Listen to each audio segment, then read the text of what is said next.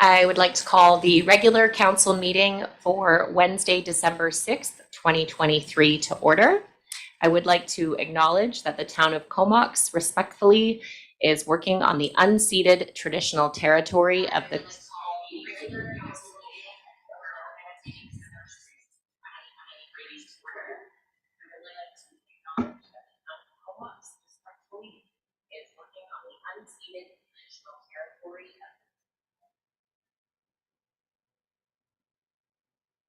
That happens about half the time, but it's always a surprise whether it happens or not. So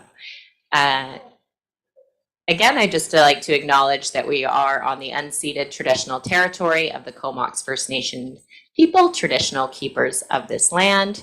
We are at our last regular council meeting for 2023. So thanks to all council members and senior staff for getting through the year to this point. And I see we have a crowd this evening, so welcome to you all for joining our council meeting this evening.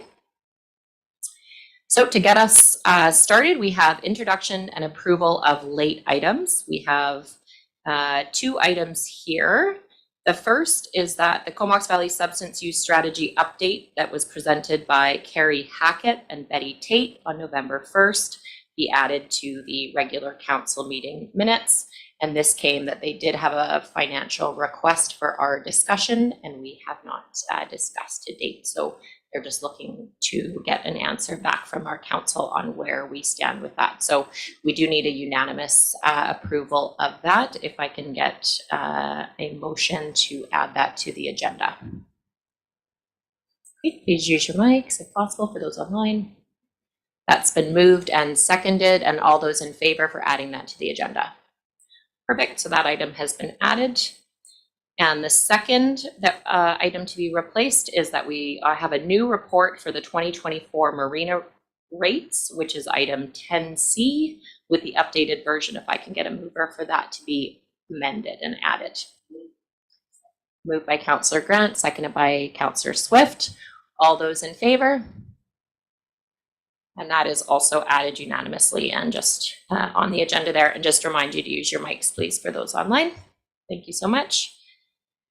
So the first item here is the Comox Valley Substance Use Strategy that was presented to our council on November 1st, 2023. They are looking at doing phase 3 of the substance use strategy, and they had a request in that council consider up to or contribute $15,000 towards the phase 3 of their strategy, which the other municipalities were currently funding. So this was requested to have a formal decision about our budget operations for next year. If anyone has any kind of comments or considerations for that funding and where Comox would like to be for the budget next year on that. Councillor Swift, your mic is on. Thank you. I know this group works really hard and is doing some good work in the community. And I know if we don't proceed with granting them their money, we're going to look like we're not collaborative. But I'd like to point out that this would fall under a grant and aid program, and Comox does not have a grant and aid program. I believe Cumberland and Courtney both have grant and aid programs.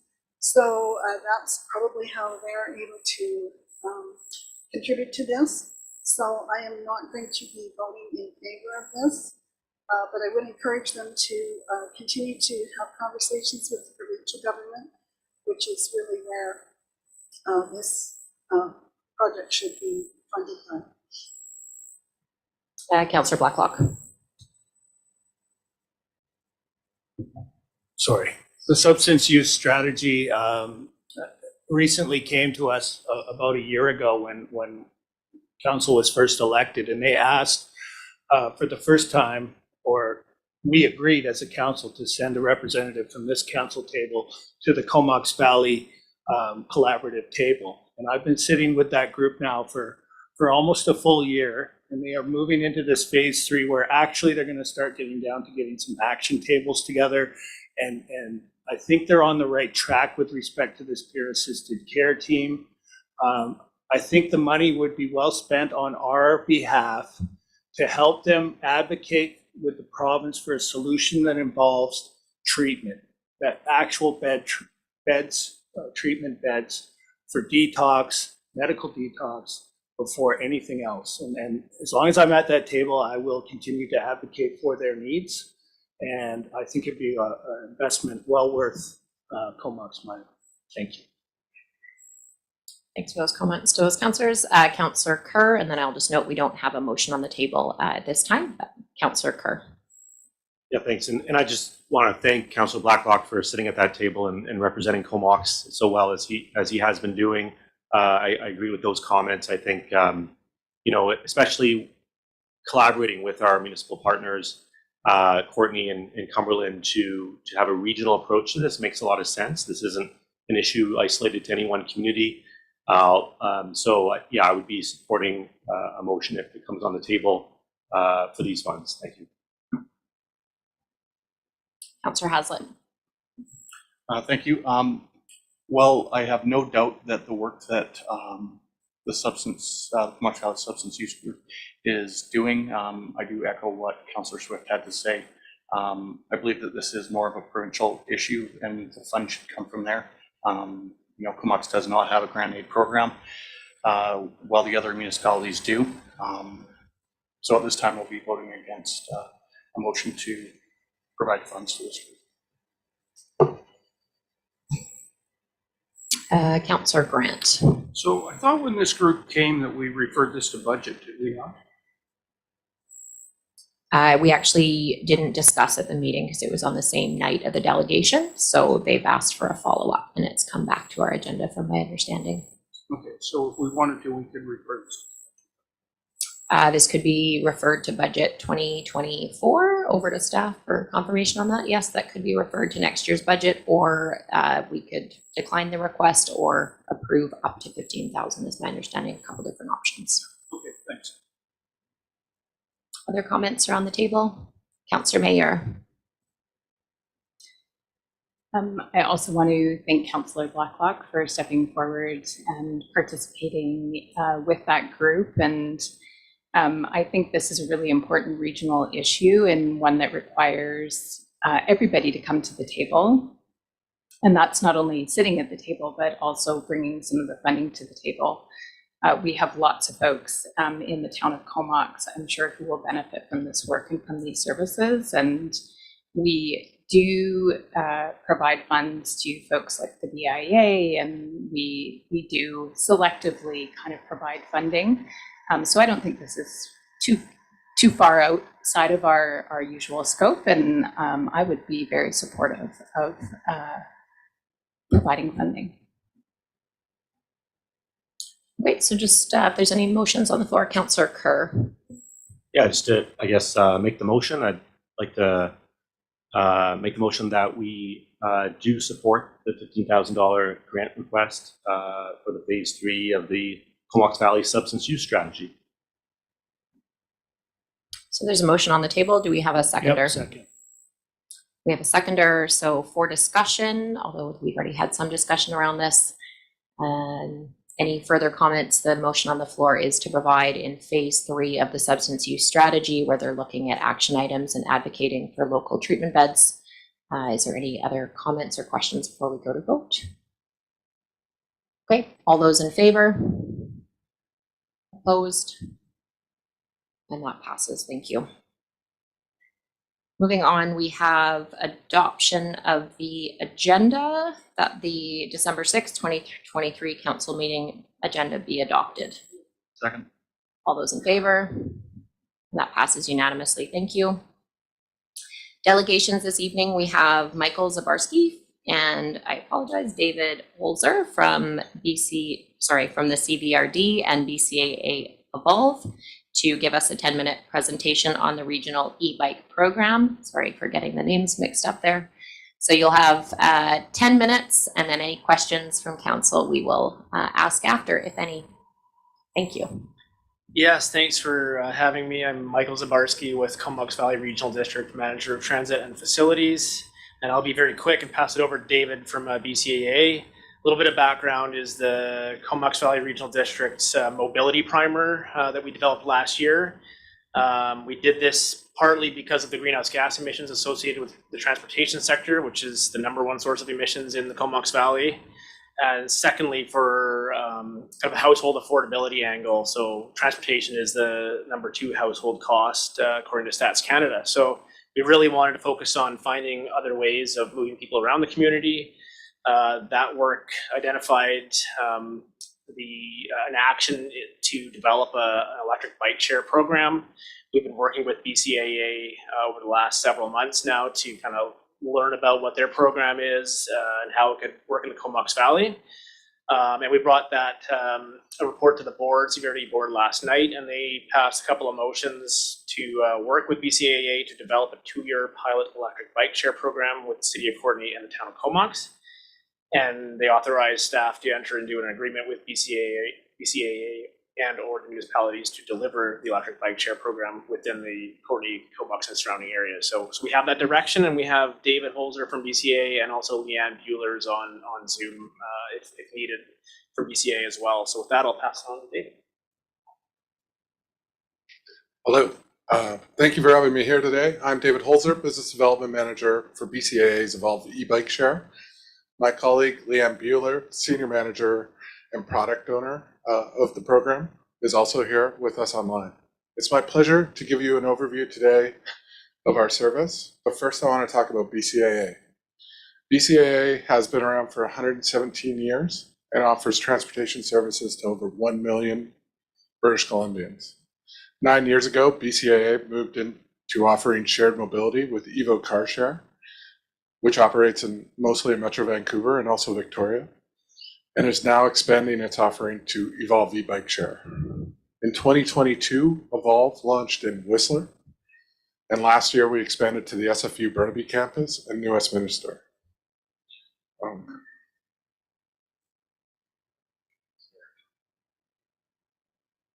Any secret to how this moves?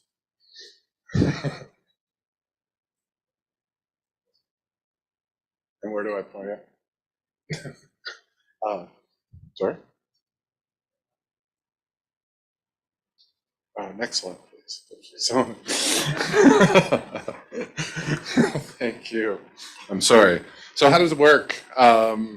Evolve stations bikes throughout the community that can be accessed through an app, the Evo app. Simply open the app, register, become a member, and then scan a bike or select it on the app, and off you go. Once the trip's complete, you get to your destination, you open the app, you close the rental. The app comes with links to our customer call center, which is staffed 24/7, and you can also contact us through email or chat. Evolve offers affordable rates for using the service, 35 cents a minute, $12.99 per hour, plus a $1.25 unlock fee. We have monthly subscriptions for frequent users that reduce the per minute fee to 10 cents a minute. Next slide. I'll try again. The bikes are specifically built for bike share and come equipped with helmets. The bikes are pedal assist only, and have a maximum speed of 25 kilometers an hour. So there's no throttle, which makes them very simple and easy to ride. They also have a dual kickstand and do not require any bike racks for parking and prevents them from being tipped over very easily. Finally, we have a swappable battery, and the swappable battery eliminates the need for any charging infrastructure in the community. Combined with the dual kickstand, this provides us with a lot of flexibility when it comes to finding parking locations. The last and probably most important feature of our bikes is the IoT device, which allows us to track the bike remotely and ensure that it is safe to use. Next slide. Here are some examples of the app where a rider can register to use a service, start, pause, and end their trips. The apps will show parking zones as well as the availability of bikes nearby. It will also display messages if a rider parks incorrectly. Okay, switch it over to the next one. Thanks. So how do we envision this program working? We propose 75 bikes that will be distributed between Courtenay and Comox, and they'll be available 24/7. We plan to operate year-round, increasing and decreasing the fleet kind of seasonally, and we will pause operations in the event of any snow or ice. We propose a station-based system throughout the two communities using geofence parking zones that are strategically placed throughout the community. We can set up the parking zones anywhere. We can move them on demand. And we can also set up temporary stations for events. A station-based system means that a rider cannot end their trip outside of a certain parking zone. We use station-based systems in Whistler, SFU, and New West. Less than 1% of our trips are not returned to a station. When it comes to data, we'll share monthly usage data with the CVRD, Courtney, and Comox to monitor the progress of the service and evaluate its effectiveness. And we additionally, we conduct surveys to gain member-specific insights regarding the program. When it comes to community engagement, we love working with local business, and participating in community events is a key strategy we employ to promote the service. Yeah, exactly. This is an example of what a station-based system could look like. The goal is to provide convenient access to the system for residents and visitors. We will work with staff to identify potential sites throughout the two communities to create a network of geofence parking zones. Evolve's geofencing capability also give us the ability to create no-ride zones where power to the motor can be disabled if the bike enters an area such as CFB Comox or Gooseberry Park, which you can see on the map, or London Red. We can also create slow ride zones where the speed is reduced to like 15 kilometers an hour, which can be used in any kind of busy multi-use areas or high traffic areas. Evolve's geofencing capabilities ensure that trips, next slide, sorry. So as I said before, Evolve's geofencing capabilities ensure the trip only starts and ends in a parking zone, which prevents the bikes from blocking sidewalks or being kind of scattered throughout the community. The parking zones will have a teardrop icon on the app so riders can easily see where they're located. At the parking zones, we will place wayfinding signage, possibly paint or sidewalk tape, as you can see in the bottom picture, that will help make it easier for people to park the bikes correctly. The parking zones don't require a bike rack or any permanent infrastructure, and a parking zone can have a relatively small footprint as 5 bikes can fit in roughly 6 by 10 of space. Next slide. Operations management. Our platform has several automated systems that allow us to efficiently manage the fleet remotely, and we will also use a combination of internal and contracted staff to do day-to-day fleet management. Day-to-day fleet management would perform cleaning, battery swaps, damage checks, rebalancing and retrieval of any bikes, as well as check for helmets and replace any missing. If there's an issue with one of our bikes in the community, we can respond within 24 hours of being notified. Finally, we plan to source a local business for our regular scheduled maintenance and repairs that we have to do on our system. Last slide. Marketing communications. We have a very experienced marketing communications teams that will work with the CVRD to announce and launch the program and drive some media attention. Our marketing focus will be through community engagement and participation at community events. We like to partner with community groups, nonprofit organizations as a way to promote the service as well. Finally, being a safety organization, our outreach will also include safety materials such as educational booklets, links to videos for first-time riders. We will also provide safety courses for new riders. In other markets, we usually partner with a community organization to help deliver these courses. So I went super fast, but I'm done now. You were exactly 10 minutes, so Was that's I? Well, appreciated. yeah. Very good timing. Thank you to Michael, David, and Leanne, and we likely have a couple questions around the table, so thank you for that. Councillor Grant. I never knew that there were so many people in Comox who were interested in an e-bike program. Full house They're all here for you, us? Yeah. That's amazing. Yeah, that's what it's gotta be, yeah. So, you didn't tell us how much. You didn't tell us the cost to rent a bike. Oh yeah, I did. did Way you? back at the front, yeah. $12.99. 35 cents a minute. So I want to be just clear how this works. So if I get your bike Mhm. and I park it at the mall, because that's where I'm supposed to park it, Mhm. walk over to the pub, come out of there 3 hours later, I shut it down when I park it, and I'm not paying while I'm sitting in the pub, right? Correct. So if I come out and all the bikes are gone, I'm walking. So I'm just like, I know this works better the more Yeah. bikes you have, I get that, but I Mhm. just want to be clear I know how that works. Yeah, generally that You won't find that. We put enough bikes in the community to ensure that there's availability at all the stations. We don't usually, we haven't seen in our other markets much of a miss for like matching demand with a bike availability. Right, but I'm not paying for the 4 hours I'm in shopping or If whatever I'm you're doing, right? really worried about it, you could, and that way you guarantee you have your bike. Right. But yeah, most people will just ride it from one place to the other, end their trip, do whatever they want to do, and then when they want to ride back, Still they'll find a bike. Gotcha. It might not be at the same station. You might have to walk to another station. Yeah. But usually the stations are also in an area, like there's multiple stations and Right. kind of close walking distance. Okay, that sounds great, thank you. Councillor Mayer and then Councillor Blacklock. I'm so excited about this. I have used Evo a lot, and it's a beautifully, elegantly designed system from my perspective. I even kind of didn't use it for a really long time and was worried I wasn't going to remember, and it was super easy. I think this is going to be great for the community. I'm curious, have you already decided on the zone? No. So the examples we gave of Goosefoot being out, that was just random. Yeah, that was, well, not random.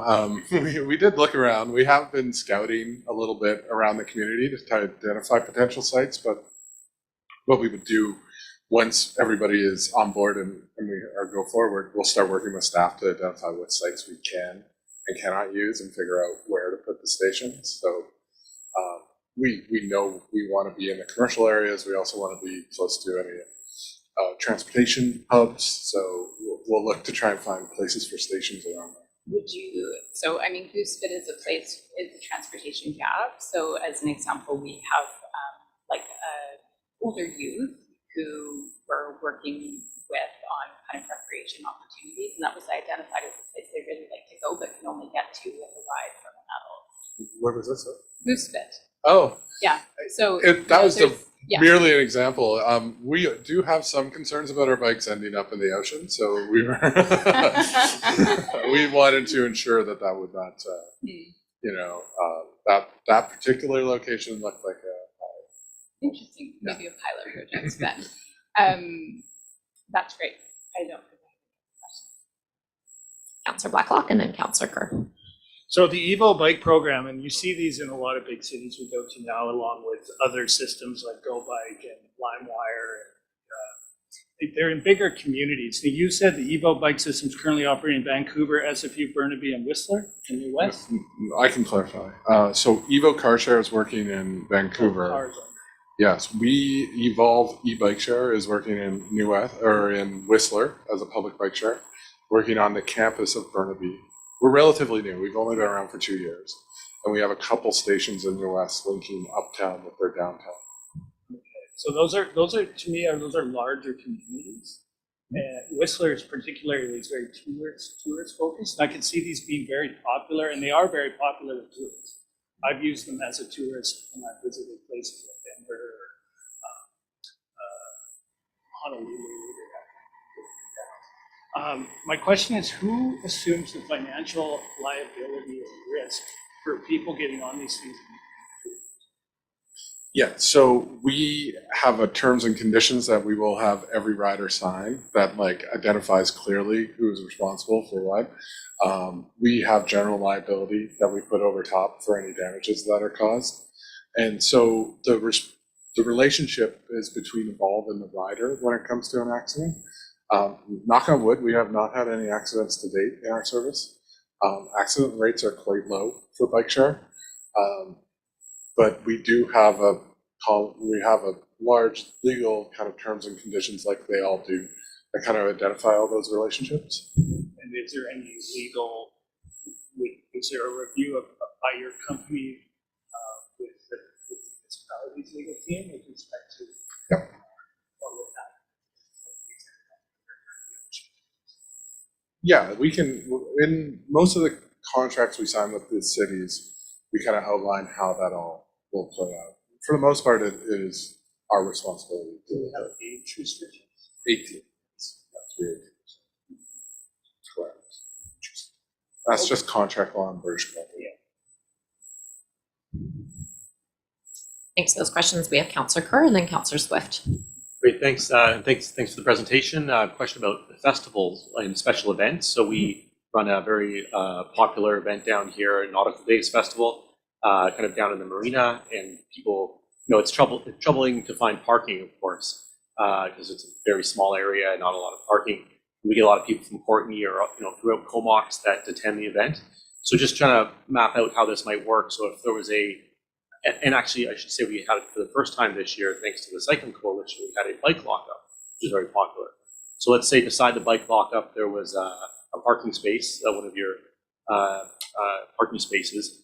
Would we be able to pull more of the bikes from the community to this event, like assuming that it's going to be a higher traffic area, and have them come to the event, have a large enough space that people could go home afterwards? Do you see, like, how do you do those numbers and projecting? Just curious how that might work. Thanks. So first, yes, absolutely. We would probably bring in, we'd note the dates. I've actually been to that festival. So I'm well aware of it. I have some friends that live in the area. Yeah, so we would basically work with you guys to set up a temporary station if that's what we need, like if it's a, or temporarily expand our station size to ensure that it can meet the capacity and the demands. Moving bikes, we could move bikes kind of towards Comox, anticipating that there would be use there. So it's all very easily, especially on events where they're on the calendar and we can see them coming. We can kind of make those, in the early days, it'll all be trial and error. So we'll just put some bikes in and we'll see how people adapt to it. And then we'll continue to kind of learn from it as we go along. Quick follow-up, if I may, Mayor. And if we had like a park and ride or park and bike situation, like let's say at a big school, the parking lot, there could be a number of bikes placed there pre-event or in the morning, and then people could go back and forth and not have to try to find parking down. That sounds amazing. Yeah, I'll just do that. Thank you. Councillor Swift and then Councillor Hazlitt, please. Thank you. This sounds really exciting. I'm just wondering if when you feel you would be ready to start. This spring. This spring. Thank you. Good question. Councillor Hazlitt. I was going to ask about the rollout, but the other question I have is, with these bikes, if they go into a restricted area, is it like a wheel lock and it basically renders the bike immobile, or is it still just now a bike? Yeah. And it doesn't really matter if it's in a restricted area. Yeah. So the bike will take the power out of it. It won't be assisted pedaling. You still have pedals and a chain, so you're still going to be able to ride. We can't stop you from riding the bike. But we can make it very difficult. Like when the bike weighs about 90 pounds. So when the power is reduced, it can be quite a challenge to ride.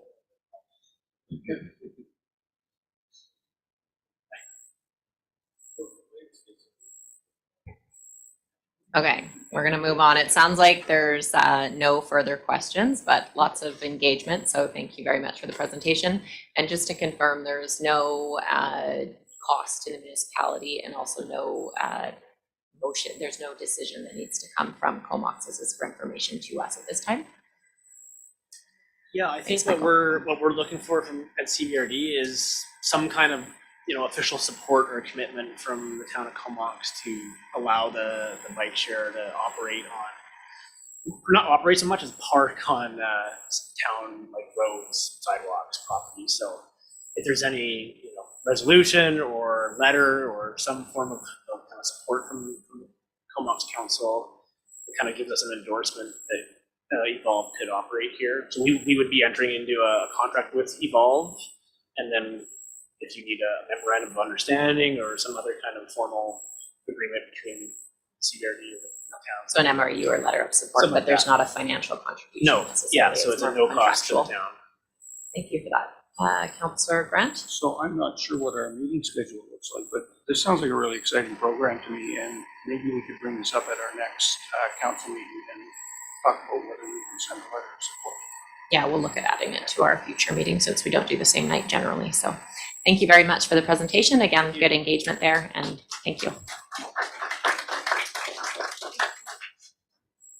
Okay, we have our second delegation for the evening. Thank you for everyone for waiting for that. We have Richard Elsey for the Municipal Marine Slip Tenants to give a 10-minute delegation to council. And the mic is on for you there, Richard, Thank you. and welcome.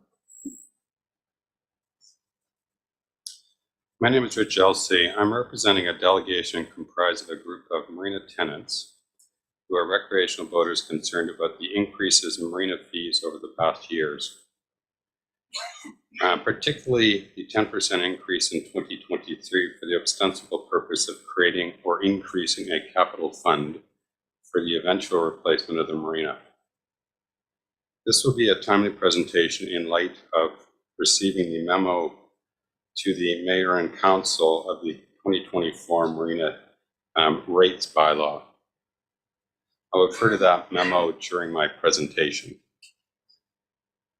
By way of historical background, the Comox Municipal Marina was developed in the early 1970s as an extension of the Comox Recreation Department with the intent that it would be a self-supporting facility for affordable boating. We are advised that Dick Merrick, the manager of Comox, the mayor of Comox at the time, has confirmed that it was not intended to be a mechanism to create a general revenue stream for the town. We don't believe that today the town should be using the marina as a means of creating general revenue. We would like to look at how the Comox Marina compares to other marinas in this region and where the monies have gone that have been from the operation of the marina. We suggest Comox Municipal Marina should not be for a profit business. The comparables presented to you earlier this year when the 2023 rates were being debated and discussed only covered private marinas when we would suggest they have a different motive for operating. It seems more appropriate to look at other community-owned and managed marinas in our area. So those include both Powell River as a community marina, as well as Port McNeill and the Comox Valley Harbor Authority. So if you compare it to those other marinas, if you have the memo that was distributed for today, if you look at page 165, so you can see that you've got the 2023 total annual rates for the Comox Municipal Marina. For Powell River for 2023, for a 24-foot boat, it's $1,791. So it's about $200 per year less. For a 34-foot boat, it's about $2,794, so about $700 less for a similar same size boat. For a 40-foot boat, it's about $3,734. So again, at that point, you're about $700 less. Now, I think that the additional handout you received tonight, the chart, includes sort of the yearly cost per foot for those other marinas. So you can look at that, but this is actually what it comes down to. For Port McNeill, what was included, they have a resident and a non-resident rate. What's included in the chart, I think, is the non-resident rate, is the resident rate, which is lower than the non-resident rate. So maybe that's not the best comparable, but if you looked at the non-resident rate for a 24-footer, it would be $1,667. So again, you're over $300 less than Comox. For a 34-footer, it's $2,362. So you're looking at about $1,000 less. For a 40-footer, it's $2,779. So at that point, you're well over $1,000 less than Port McNeill in here. If you want to look at the Comox Harbor Authority, for a 24-footer, it's $1,247. A 34, which is about 60% of the rate of the municipal marina. For a 34-footer, it's $1,766, so less than half the rate. A 40-footer, it's $2,078, so well under half. That's not entirely apples to apples, because in the Harbor Authority marina, they wrapped. So I'm not going to go into explaining what that means, but it's not quite apples to apples. There's another graph in your materials towards the back of them, which is on page 169. And that has the authority, Harbor Authority rates down there. So those rates aren't comparable. When you look on the Harbor Authority website, they give a daily rate of 97 cents per foot. That's for transient moorage. So that's not what we're talking about. With all the other rates, they're annual rates. So if you have your boat in the Harbor Authority, it's $4.33 per foot per month. So the rates, the figures I gave you are based on that annual rate. So they're comparing apples and apples. The Gas and Go right beside it while I'm here is, you can see the rates are the same from a 20-footer to a 41-footer. They don't have a website. They don't have a rate sheet. Speaking to Mr. Creek about this, he got the figures by phoning them. When I went in and talked to him, these weren't the figures I were given. But it's really hard. I couldn't really figure out exactly what the rates were. I would say they're more than the municipal marina. They're probably more comparable to the Comox Valley Marina, the private marina. So I'm not sure if that's the most useful one to look at either. There was also discussion at the meeting this year about services, and there was a discussion about services the other marinas might have that the municipal marina doesn't have, such as showers and ice and things of that nature. You know, that's not necessarily, to me, that's not the most useful comparison, because when it's in your home marina, you don't really care about a shower, you go home for a shower. What I suggest is probably more useful to look at are issues such as parking, electrical power, water, staff. So the parking here, all the other marinas that I've mentioned have past parking. So you have an opportunity to have a parking spot. The parking here has become a real issue if you have a spot in the marina in the last 15 years. The town's done a very good job of getting people to come down to the marina, but now it's very difficult to get parking. I think probably most people realize that. The other marinas all have their own reserved parking, so you have a spot, right? So we don't have that. Electrical power, they all have marine plugs, which we don't. They have water. Our water gets cut off for 5 months of the year. The Harbor Authority, they keep their water on all year round, as does Powell River. Port McNeill shuts the power off in the winter, as we do. So staff, those other marinas all have staff all year round, which we don't. So, and I have to say, as far as maintenance goes, the marina here has been really poor over the last 10 years or 15 years for maintenance of the docks and stuff. They've done a lot of work in the last 2 years, but they're still not in great shape. So it's an issue, right? Their increases, Powell River is going to have just over a 6% increase each year the next 4 years. It's up on their website. Port McNeill, they said they sort of had a 3.9% increase this year. The Harbor Authority says 3%. So those rates are all less than what is proposed. So what about operating costs? Does the marina sort of pay for itself? We certainly suggest they do. You've got this. You're looking at this whole thing tonight. I've had a look at those and pretty detailed look in trying to get a handle on what the costs are and where they're going. So if you look at your proposed increases of 100, in these different matters. So there's one of them is listed as a capital recovery of 110,000. That's on page 164 of your material. So that's to replace the marina when it dies.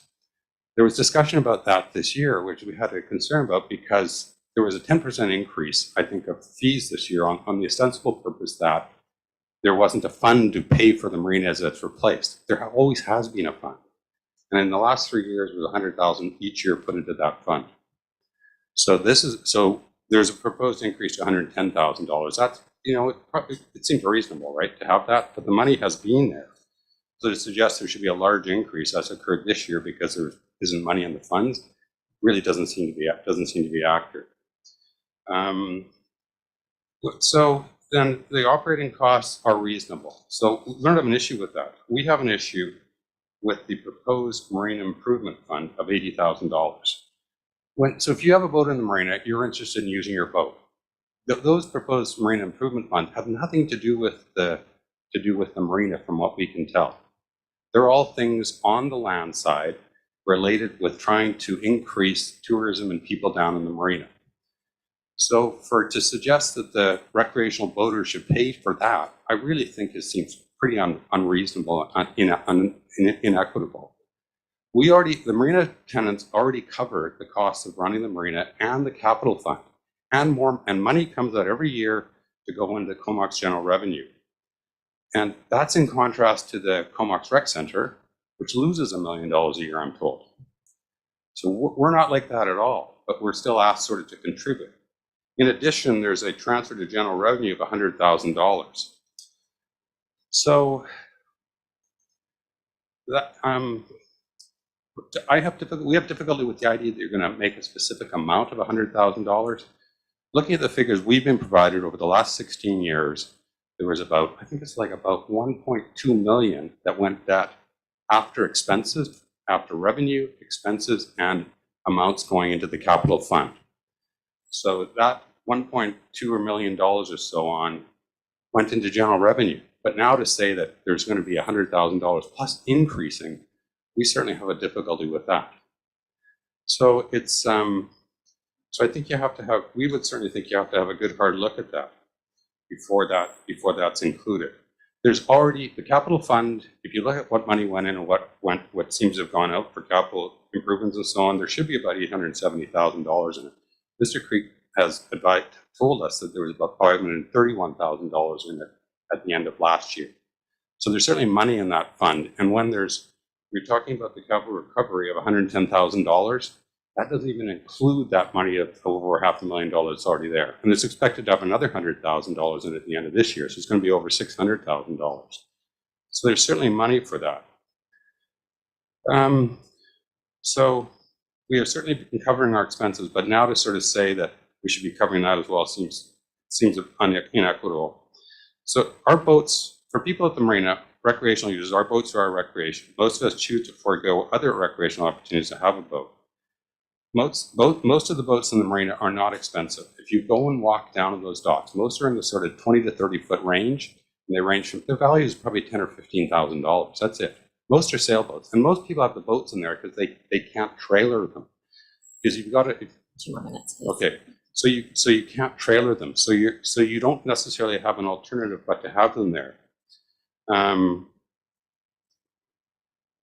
So the other concern I have with the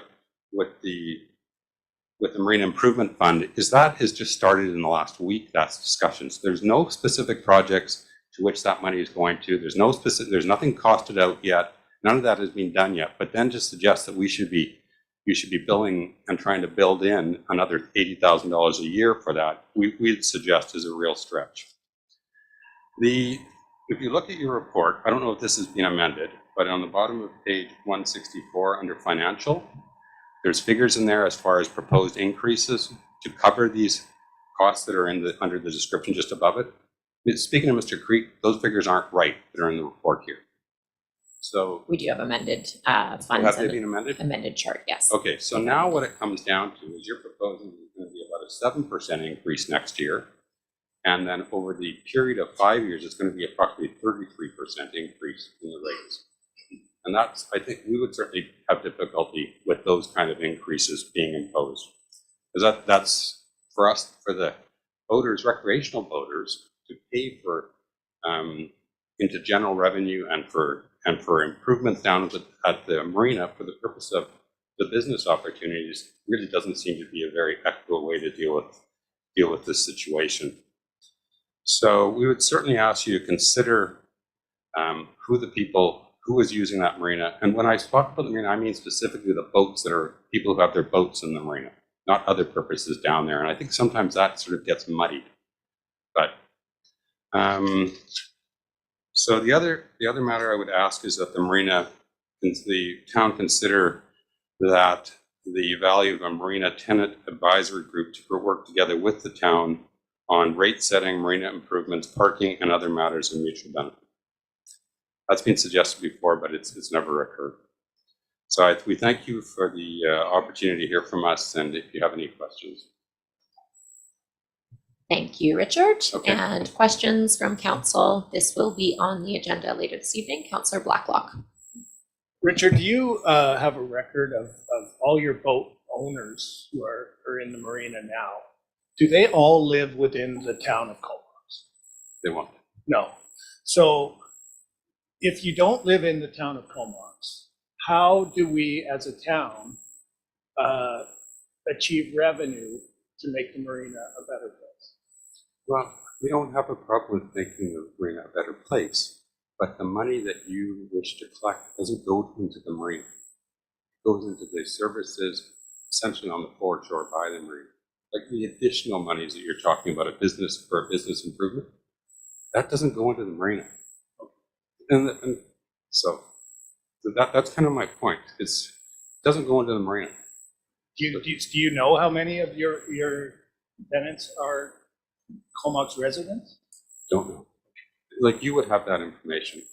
The other thing too, when that issue is raised, maybe this is not specific, but in the past, I lived in the valley long enough to know when there was when the different rec centers imposed different fees depending on whether people lived in the community, as you know. But we went away from that. So it's kind of like that too. To me, it seems like it's a kind of a community. I would expect that most of the marina tenants who have boats in there live in the regional district. There will be some who won't, but I think most do. We'll be getting into some of the details on what the funds would be used for, future projects, etc., when we get to the agenda items. So for now, we'll just go with any questions for Richard that we would want answered now. This is our opportunity. And okay, so we'll be getting to, Councillor Hazlitt. What are some of the areas on the marina side, actually on the water, that you and your group that you're representing would like to see taken on first, or taken on with a bit of expedition? Actually, at the water, frankly, it's probably parking because it's just become so busy. There have been parking passes in the past, but it was kind of probably 10 or 15 years ago. And it wasn't really necessary there because it just wasn't that busy, but it has become a real issue now. Made this a little bit of an aside, but I think the town, it's the only place, as you probably know, where in the downtown core that I'm aware of that doesn't have 2-hour parking. So I think there's a lot of people who park down there who don't actually use the marina. My wife was down last Thursday at the start of that, one of those miserable days, in the middle of the afternoon, on the east parking lot by the causeway. There was one car parked down at the marina, and there was 48 cars parked in the rest of the lot. They were almost all up towards the downtown side. So I think you really need to consider, we would certainly suggest probably something like a parking pass or something you hang in your dash to show, and then probably some areas reserved for marina tenants. So that just really has become an issue. You guys have been very successful at getting people down into the marina park, but that's the drawback. And you probably are starting to recognize that, but it really impacts you if you want to go down on the boat. And unfortunately, people use their boats in the summer, which is the same time everybody else wants to be down here. The other issue is kind of maintenance of the docks. They put a lot of time and money into replacing boards and stuff in the last 2 years that just hadn't been done for years. To the extent, as you're probably aware, that the former mayor, when he went down his boat, fell through one of the boards on the dock.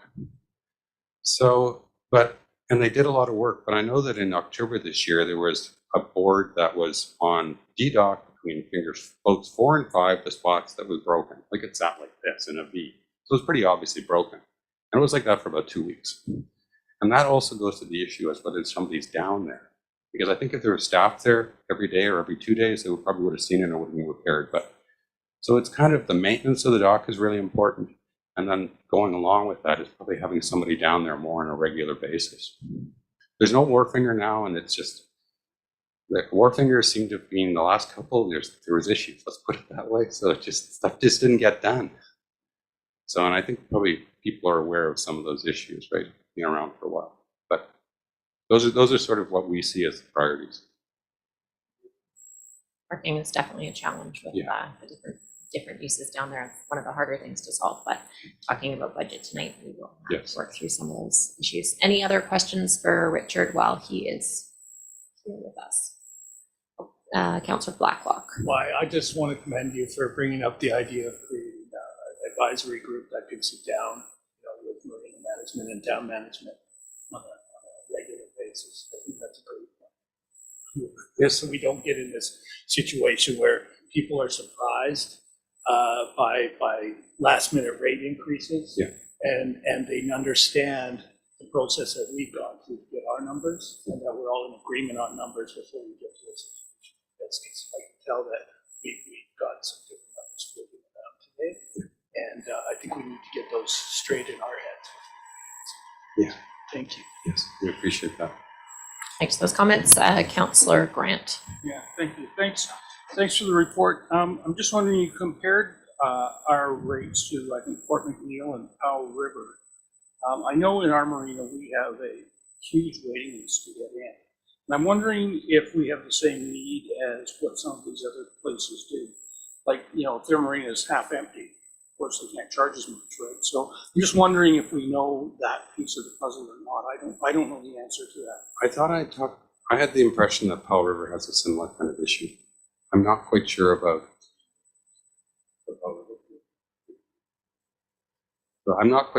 Fort McNeil. I'd be kind of surprised. I'd probably be surprised if they didn't have a waiting list, but probably not as bad as Powell River. So it's the same kind of issues there. Yeah. I think our waiting list is at 25 years. It's just, I know. it's just, I know. Like we could triple the size and still have people waiting. well, yes, but, and also then you have to put your mind to which size of the boats too. Because the way this marina was developed with spaces for more small boats. I think some of those are coming out and they're probably not going back because of the increase in costs and so on, particularly trailerable boats. If you look on Dock A on the east side, there are almost no boats in there right now, and I expect it's because they've gone home. Yeah, yeah. So that's one of the issues, and that's a difficult one to address. And you can probably get more revenue if you can put bigger boats in there. So it's also the issue, and I think there's been discussion about transient moorage and trying to have transient moorage in the municipal marina, and that's been done in the past, but it's very difficult to do, and we just don't. You know, if you talk about wanting to develop Comox to get people to come here, transient moorage shouldn't be a huge issue for the municipal marina because there's really good transient moorage at the government docks, the harbor authority. So it is what it is as far as the marina goes. Great, thank you, Richard. There's some food for thought, and one of the challenges we have is kind of going back and doing some maintenance that's much needed at today's dollar, which is why we're having the discussion on rates tonight. So thank you for the presentation, and we are getting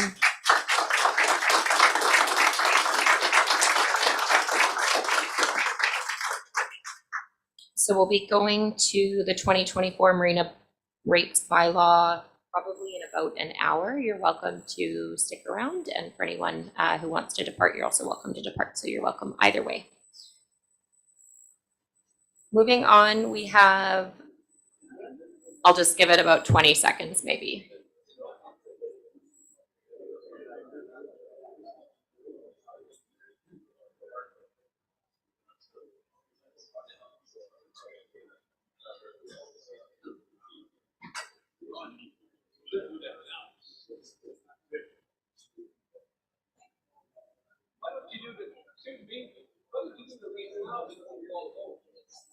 We keep our agenda on track, but you're welcome to stay. You're welcome. You're welcome to stay.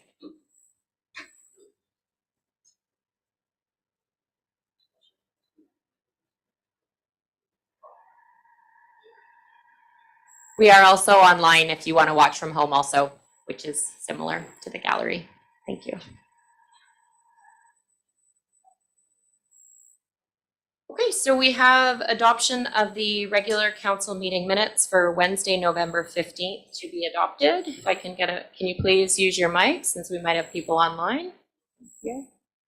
Moved by Councillor Grant, seconded Councillor Haslett. I just had one quick change, which I now need to pull up.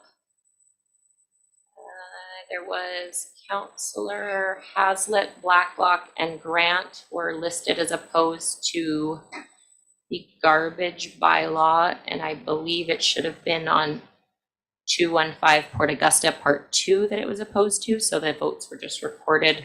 Does that sound correct, that you guys were in favor of moving the garbage bylaw to discussion this evening, but on the 215 Port Augusta changes to the massing, it was opposed to that vote instead, Part 2?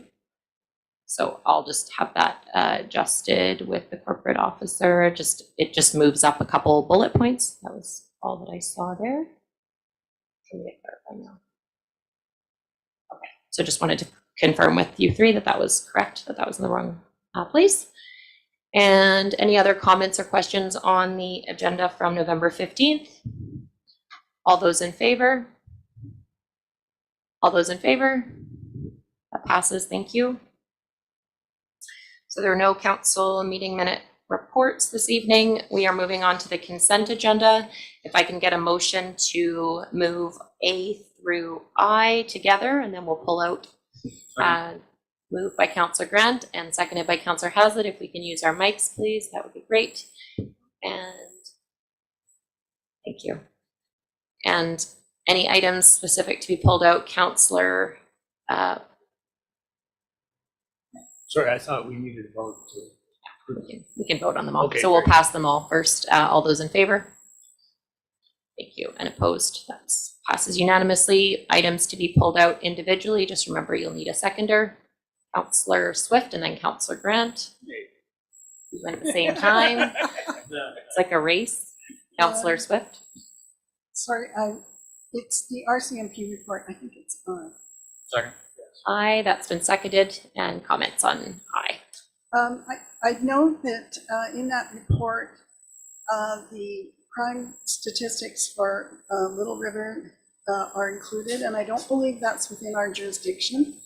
And it's showing 1,000% increase in issues. So I would really hope that it would be attributed to the right municipal or region, which I believe is Area B. We can have that followed up with kind of the RCMP there and see, and they are just to update on that topic, doing their interviews for inspectors this Friday. So we've been invited to sit in on those interviews, and that should be coming in early 2024. Did you have a comment on this? Well, I was going to bring out I as well, so there you go. Perfect. So my Comments on question I. was going to be, we used to get the inspector and someone come and talk to council, and we could actually sit down and have a good session with them for about a half an hour. And I'm wondering if we could maybe get that to start happening again, because I haven't seen that for a while now. And I think it's important. I mean, we're having more and more, you know, we don't have a lot of crime, but every now and again we get little sprees, and it would really be good to talk to. Yeah, we can definitely put that on the radar. I think in the kind of retirement plan out, and we kind of had a slow 12 months there. I did note it looked like calls in our region are up about 16%. And a lot of it was well-being checks and fraud, but there was also some unwanted trespassing and property crime, while violent crime was down. So kind of nothing, no huge shifts, but it's nice to have them come and we can talk about speed or whatever is our concern at the time. Councillor Blacklock? Well, also, we went, just a reminder that the BIA had a meeting with the RCMP a few weeks ago, and they came in and we talked about some issues with just public vagrancy and loitering at the mall specifically, and they were great. We met the inspector who's responsible for these crime statistics, so maybe we can reach out with respect to the response. I'll add that as a note in our further discussions with our CMP to discuss. Is there any other comments on I? Okay, we have Councillor Grant to pull out an item. Oh, apologies. I just wanted to really quickly pull out E, which is the letter from November 17th in Kai Bay area. I can get a seconder. Councillor Hazlitt, thank you.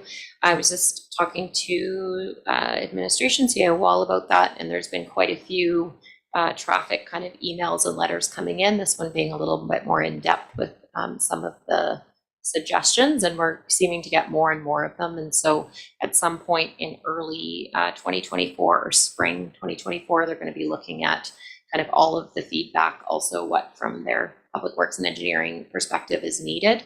And so the response out to people will be that that's going to be reviewed in early next year, because there's a lot of obviously cost implications and actual action that would need to be taken, and we can't just one-off kind of look at doing them all as they come in. So that's something that staff has said will be looked at sometime in the first 2 quarters of 2024. Councillor Mayer. Thank you. Yeah, it's a question for staff actually related to that. When I was reading this letter from Hyde Bay, I was thinking that they really need like a neighborhood plan, and that it's not just about the roads. It's maybe a broader planning issue, and it made me wonder if the Complete Communities work might be really helpful for some of these letters that are coming in. If that's related, or if we're kind of getting to the point where we need to start doing local area plans or neighborhood plans. And that was over to staff for a question. CAO Waller, did you catch that question? Yeah, I did. Thank you. We're certainly seeing growth in the community, and we're seeing growth in the usage of that area. I think the point is well taken from the letter that's submitted, and I believe what Councillor Maher is saying is the correct approach to this, is that we need to be taking a look at what the future infrastructure is going to be required there. I don't want to give any impression to say that that area is slated for upgrades or redevelopment. It may be that that is the case, but the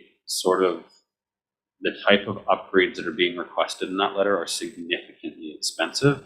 And as well, when we take a look at things like widening the roads and having to cut into banks and our current road right-of-ways, I'm not sure how much is even possible. So it is something we need to take a look at from a more holistic view, but the cost barriers as well as the land barriers to doing much there might be fairly high.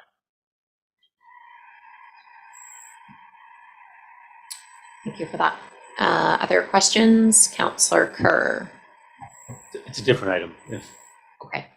I believe we're done flushing that item out. So Councillor Kerr, and we'll just get a seconder. Item D. Okay, that's on Stefan's email in regards to the golf ball damage, and seconded by Councillor Hazlitt. Just a reminder to everyone to use your mics and go.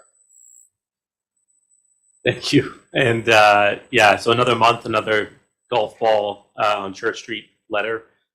Just wondering, and actually in this letter, there's some good suggestions even around signage along the street. And again, it is a safety issue. It's also not fun if your windshield gets broken and you have to pay for it. So, but specifically on the safety issue, wondering if there have been any further discussions with the golf course, maybe a question for staff about signage or anything else that we can do. It just seems like to be a constant issue, and wondering if we could do a little something to make it less of an issue for the community. Thanks.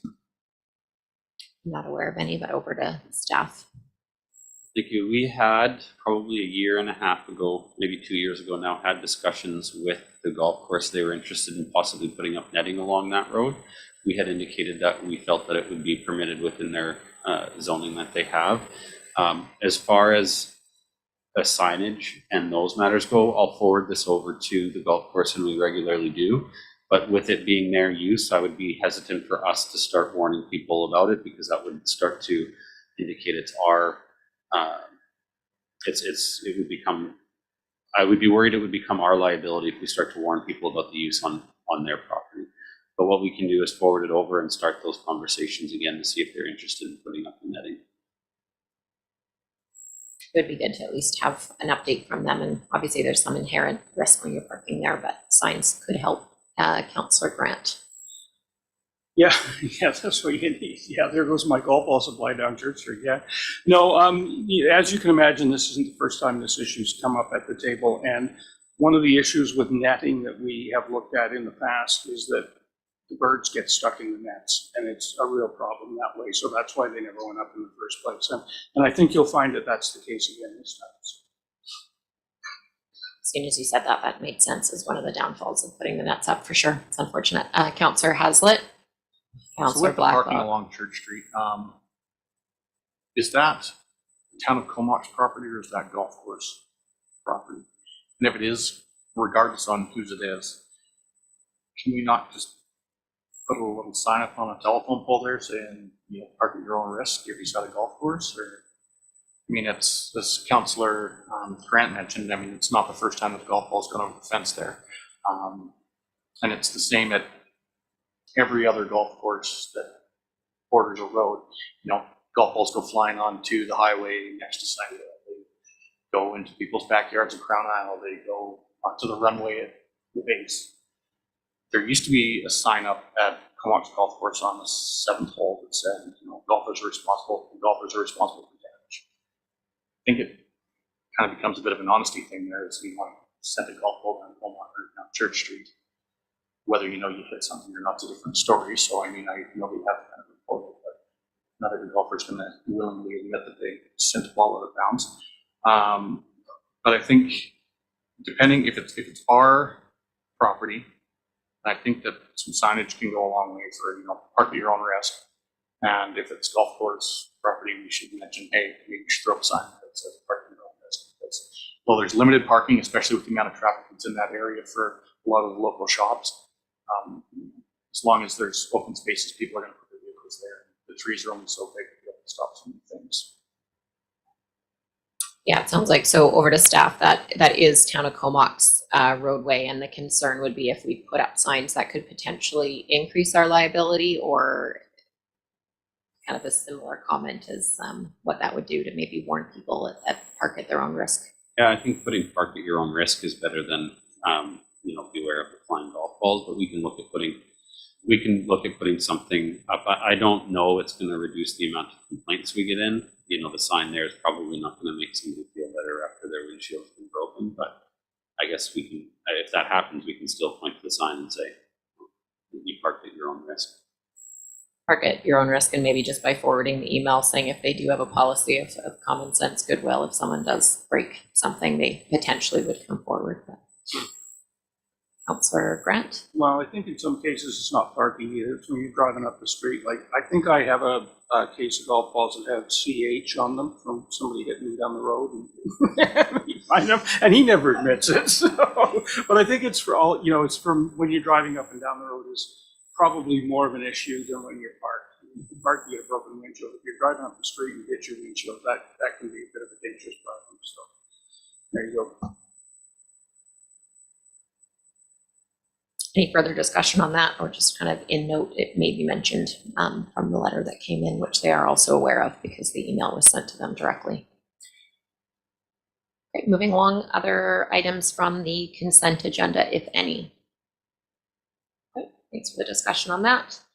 So moving on, we have the staff report for assisted set out service fees and subsidies. This is coming back to council from the previous council meeting where we started to discuss the $100 fee for garbage being put out for those who had needed assistance. And it's before us. The recommendation is to move forward with that. Sorry, I'm just going to see it here. To go forward with the $100 assisted set out service fee that is subsidized from the full cost. Each household is paying a subsidy of, I believe, $350, and if we took away the fee, each household would pay $450. The city of Courtenay has gone forward. They have similar bylaws to us, as this whole automated changeover is being done in conjunction with them. They are keeping that $100 fee for people to pay, and that is subsidized already. So the recommendation is that we may move forward with the $100 fee, but the alternative option is that it could be brought down to zero, which would increase the cost to the other households by $1. So that's what our discussion is this evening. Councillor Grant. So are you looking for receipt, or are you looking for someone to make a motion with the recommendation? Just wanted to preempt that discussion, but basically we'll be looking for a motion either from a staff recommendation, an alternative that's listed, or okay, so I will make the recommendation for that we use alternative number 2, which is to charge $450 per house rather than $350. Great, so we have a motion on the table, and that is the alternative recommendation number 2. That it be amended to go from $100 to $0. That would be for the estimated 50 households or so that may need that service. And that would mean that the subsidy would go from $350 to $450. Sorry, just before we go around the table, we'll go over to staff. Thank you, Richard. All three of those items are part of the same motion. So if you could defeat what you have, repeal third reading, and then you can do the amendments. Because we have third reading already, we need to repeal third. Okay, so what we'll do is we'll go back to Councillor Grant and I'll get you to move the alternative recommendation together. So that would be 1, 2, and 3, if that's what the intent is we need to also repeal Okay, the other reading. So, And we'll need to do them one at a time. okay, Okay, so the first so- motion would be number so I'll 1. move number 1 then, we repeal third reading. Second. Okay, so we have a motion on the floor to repeal third reading with the intent likely of going to alternative 2 and an alternative 3 individually if people, councillors support that. So comments on that, Councillor Grant? So I think if we're going to do this, the real key here is to make sure we have really good criteria for those that can't move their bins out to the curb by themselves. I can see a whole bunch of people just not bothering and just signing up, but I think if we have really good criteria that this is probably the right way to go. So I think it's really incumbent that we come up with that as well as part of this. Yes, and I think in the report, it did kind of list that a note would have to be shared. No one else in the household would be able to do that. There was kind of some criteria that actually seemed almost too strict, but I guess good to have as policy and then can have flexibility around. I just want to, the only downfall would be, I think it's nice when we have similar policies in the region. So if people are moving in between, or it's just clear that we're on the same kind of regional path. So that would be the only disadvantage of doing something different than the region. Or we convince Courtney the other way. Other comments on repealing third reading of our bylaw currently? Councillor Blacklock. It's hard for us to get a sense, with, especially without a fee, as to how many people would kind of be signing up for this. It really seems like could be a number that is probably might be a lot higher than we're thinking, or lower. But the conversation that we had in our last meeting on this topic was pretty clear that we did not want to support the charging an additional fee because you are unable physically to get your cans out to the road. I still think it's a thing to do here. It's go with the $1 per household subsidy to help people who are going to need a hand.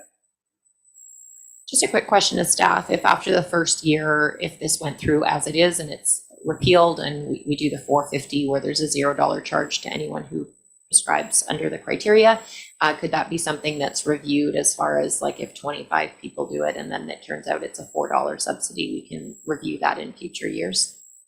That's correct. We update these fees yearly, so we can update it next year. So it can be based on real time in future. Thank you for that. Councillor Kerr, did you have? Any other comments before we vote on repealing third reading to deal with the subsidy? Okay, all those in favor of repealing third reading of the fees and charges amendment bylaw 2016.01?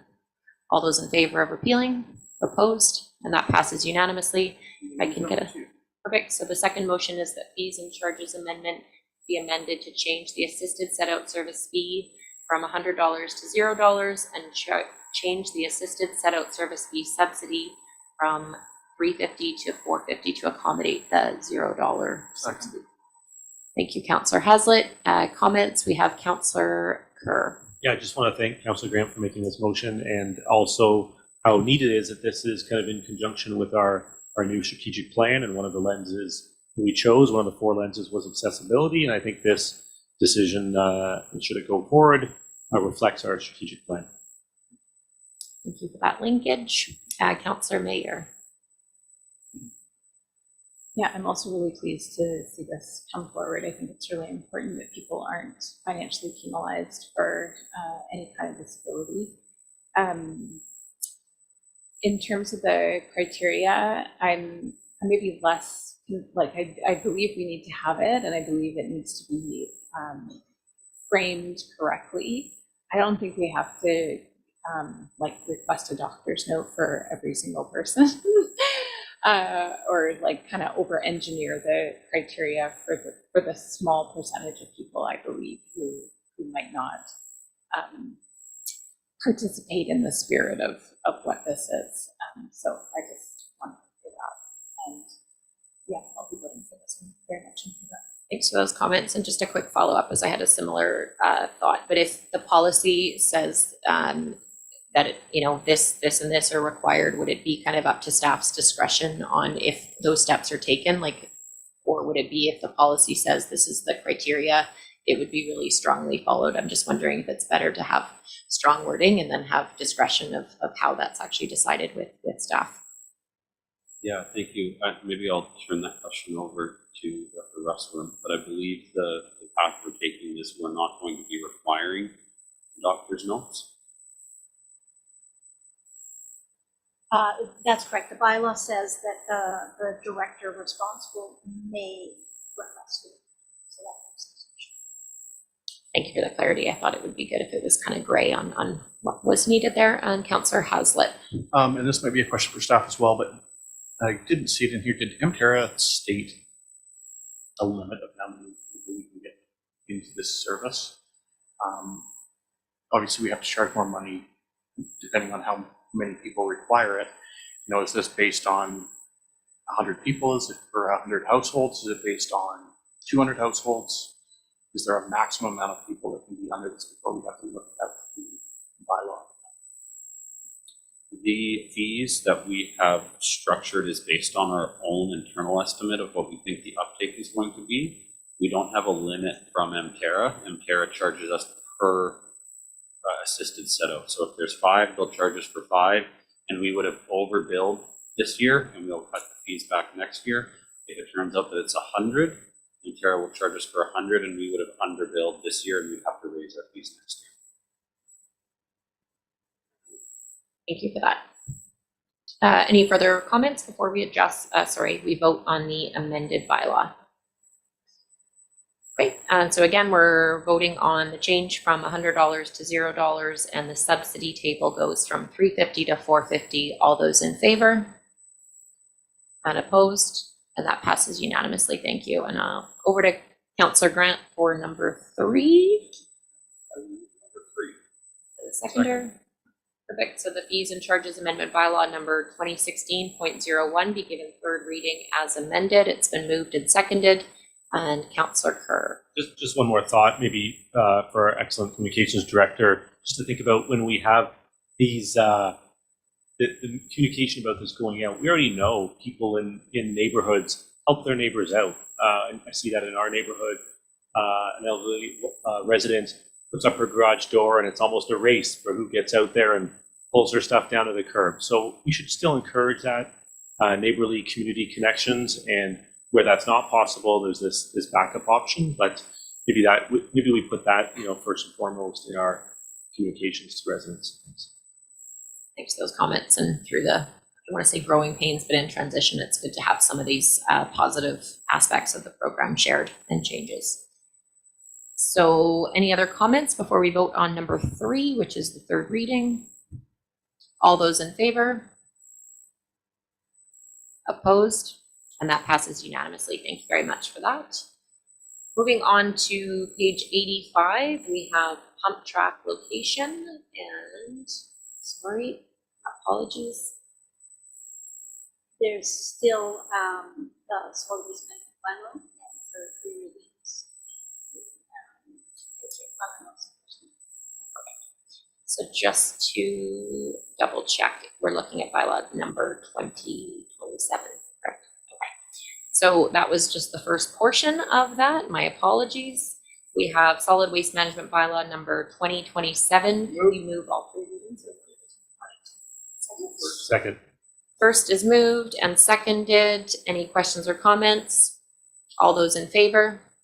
And that passes unanimously. Councillor Grant, moved second. Seconded by Councillor Kerr. Any questions or comments? All those in favor of second reading of bylaw number 2027?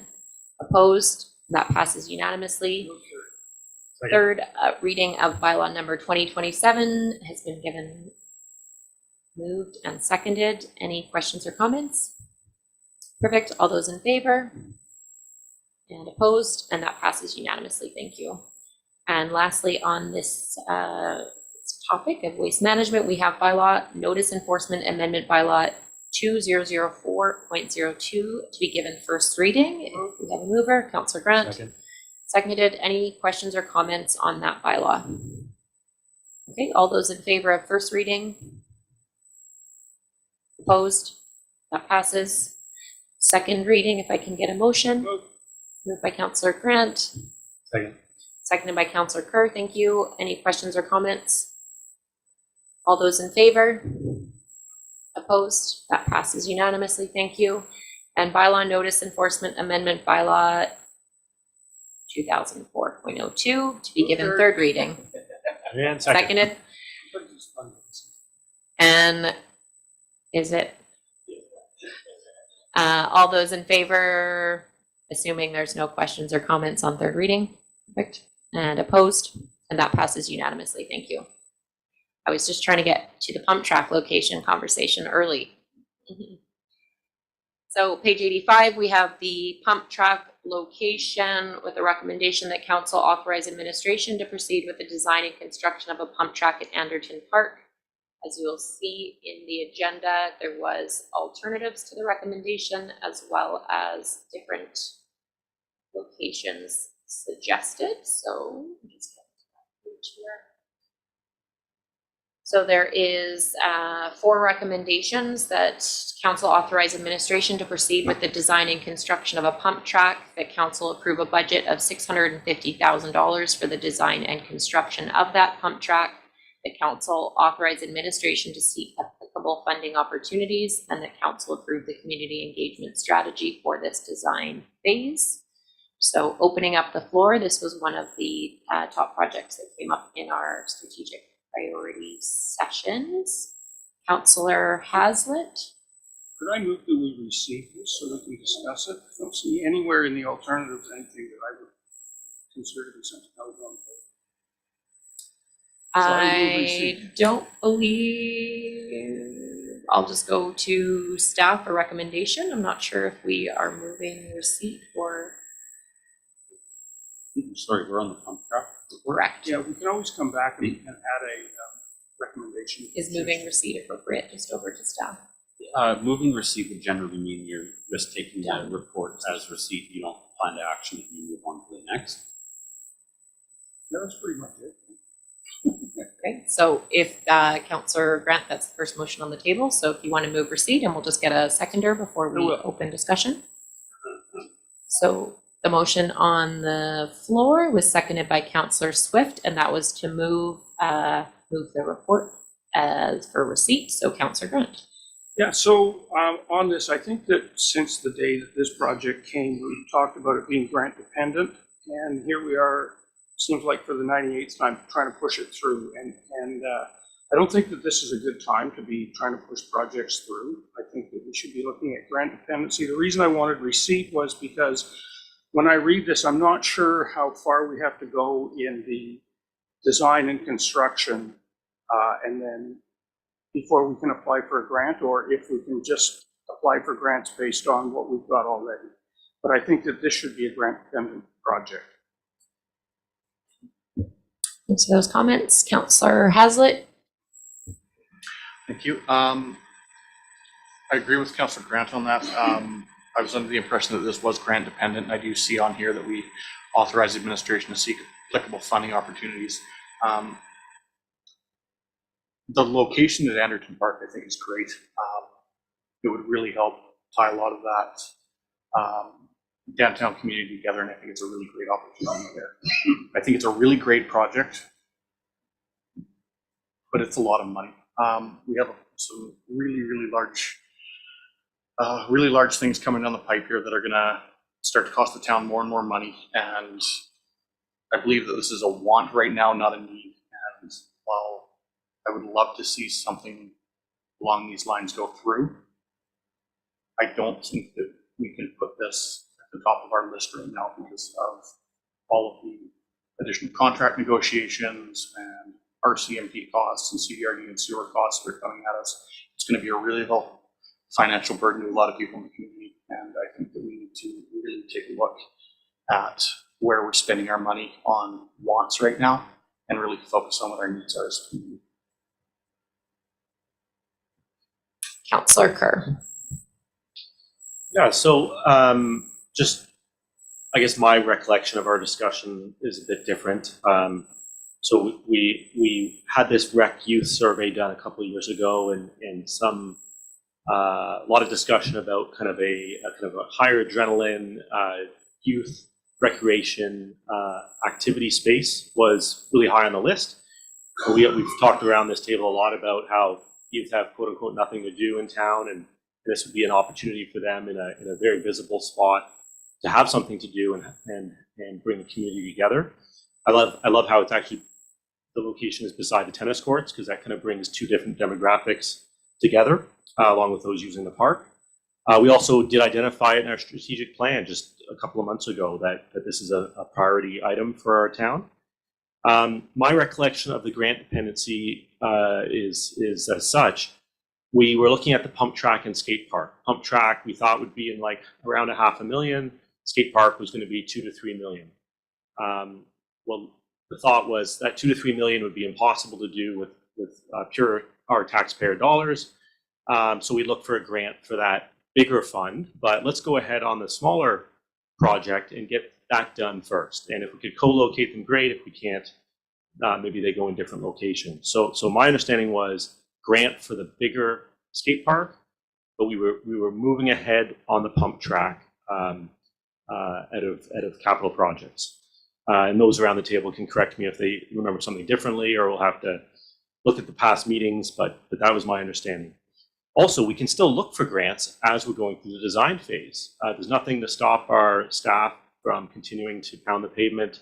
I hear Ice-T has been recapitalized, looking for opportunities to look for this.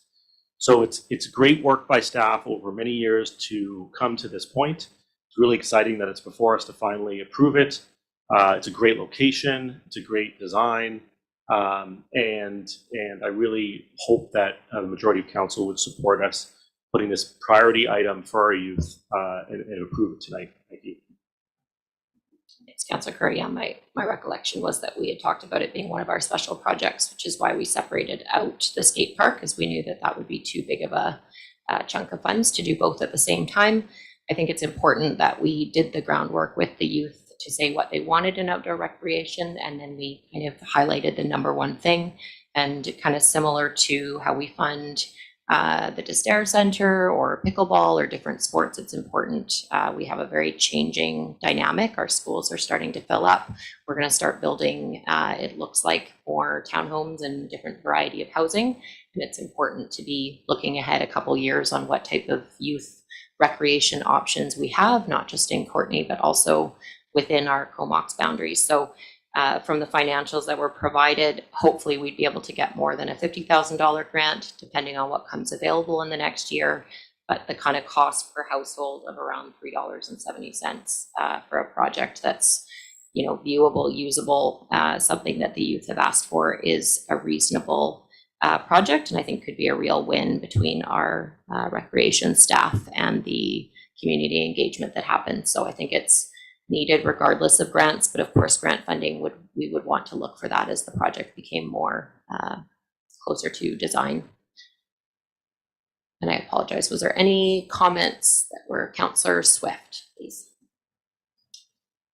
Thank you. I was a little surprised at suddenly Anderton Park being considered.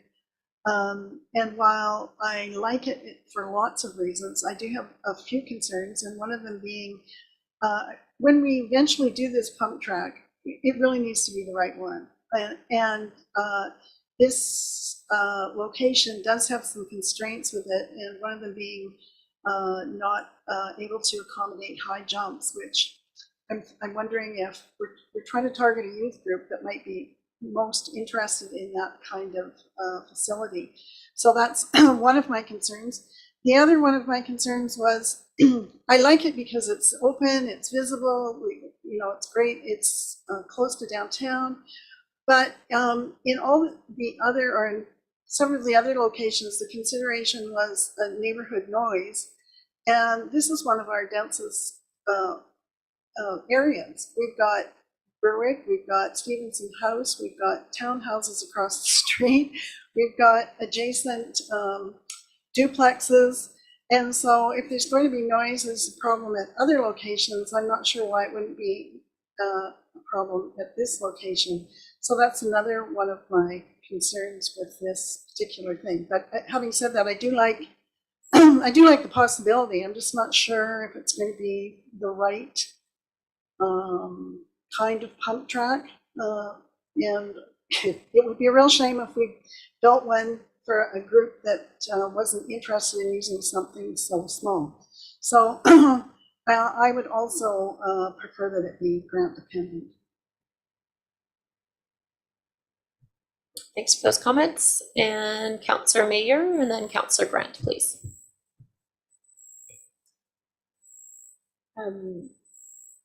I really like the central location.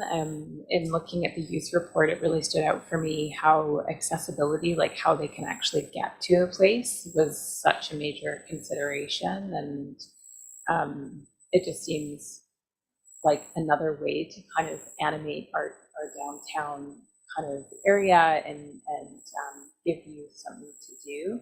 I have similar concerns that I worry if that location, that it might mean that it's for younger age groups than what we were actually targeting with this project. I couldn't actually remember when I was looking at the engagement plan. I thought that we had talked about having like a technical committee that would be helping with the design, that would make sure that we're designing the right kind of skill level for the demographic that we're targeting. So that's maybe a question for staff to clarify that. And then I'm also wondering if I have the same memory of that we had, we were looking at this together with the skate park, and we pulled the skate park out because of the cost and felt like this would be a more manageable cost for us. So I would be disappointed for us not to move forward. And I wonder if, even if part of it was grant funded, like a portion of it, if that would feel more manageable for folks. The other thing that I remember is somebody sharing that this council's been talking about a skate park since, did he say the 90s? I think it was the 90s. And so I'm just kind of sad about that, actually, that it's this difficult to land something like this for youth.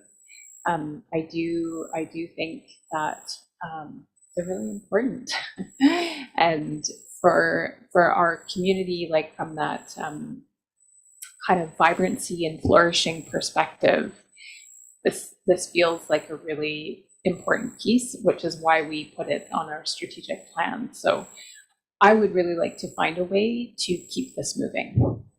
And I had those two questions around the design kind of committee and how that might influence location with the skill set, and the second around, which is maybe more towards council, if we could request like half or 100,000 grant funding, like if there's a threshold there for people.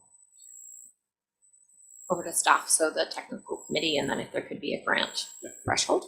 Yeah, we do plan on engaging a technical committee when we get to the design phase for what the pump track is actually going to be. Our goal is to target that age group that was identified in the youth survey report. So around your 10 to 15, the idea is children or kids that are getting to the age where they're able to go and access this infrastructure by themselves. So we're targeting that age group. I just wanted to make a note that this is a pump track, which is different from the bike skills park, so there won't be any jumps. The idea, even on a more higher level pump track, is that the wheels that you're using don't usually leave the track itself as you're pumping as you go through. So we are planning to engage that technical committee, and what you have in your alternative recommendations is if you want another committee to help you decide the location, but it is our plan, no matter what, moving forward when we get to that point, to engage a community-based technical committee. A follow-up from Councillor Mayer, and then we'll get to Councillor Haslett. Thank you for that. The only other kind of note I wanted to make, there was some thoughtful kind of consideration around community engagement, and I did just want to reiterate, and I'm pretty sure staff knows this, that we would never want to engage on something that we didn't consider. So I wouldn't do community engagement on the technical design for the general public because that's not their expertise. So just wanted to kind of reconfirm that we wouldn't engage on things that we wouldn't consider. That's correct. So we are looking to use a technical committee for the design of it.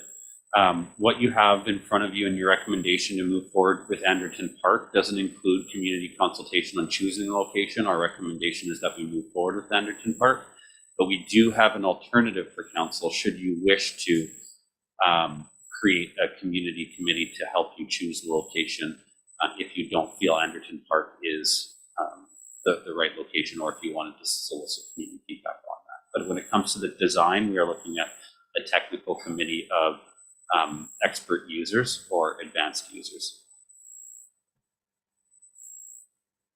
Thank you. So Councillor Hazlitt. This question, I think, is over to staff, but how far through the process is it before you can no longer apply for grants? Once an RFP goes out for construction, you wouldn't be able to apply for the grants. I would say if we're looking to just make this a grant-ready project, we've probably reached the point. If council decides Anderton Park is the area you want to go to, we've probably reached the point where we've completed the work and we would just start looking for grants.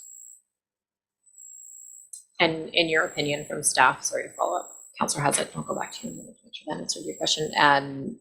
We would need to have the location before grants could be applied for, most likely, and not just a variety of locations. Is it pertinent that the location is chosen before grants are applied for? No, we've applied for grants for a skate park at a location, and we just put a location in, and if it ended up being different, we would just make the change at that time.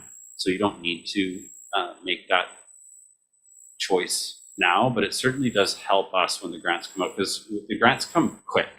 Like, we don't get heads up on them. They announce them. We generally have a couple weeks before they open, and then you have about a month before it closes. So we usually don't have time to go to council. So knowing the location certainly helps us, but it's not necessary. Okay, thank you. Councillor Hazlitt, I didn't mean to interrupt your question there. That's fine. That answers my question. A bit of a follow-up on the location, though, is if it is indeed a pump track, not a dirt jump park, I think that the majority of people that would be using it are likely gone from the park during the time of day where noise can be a bit of a problem. So I do like the location of Anderton Park. There are some other great recommendations in here as well, but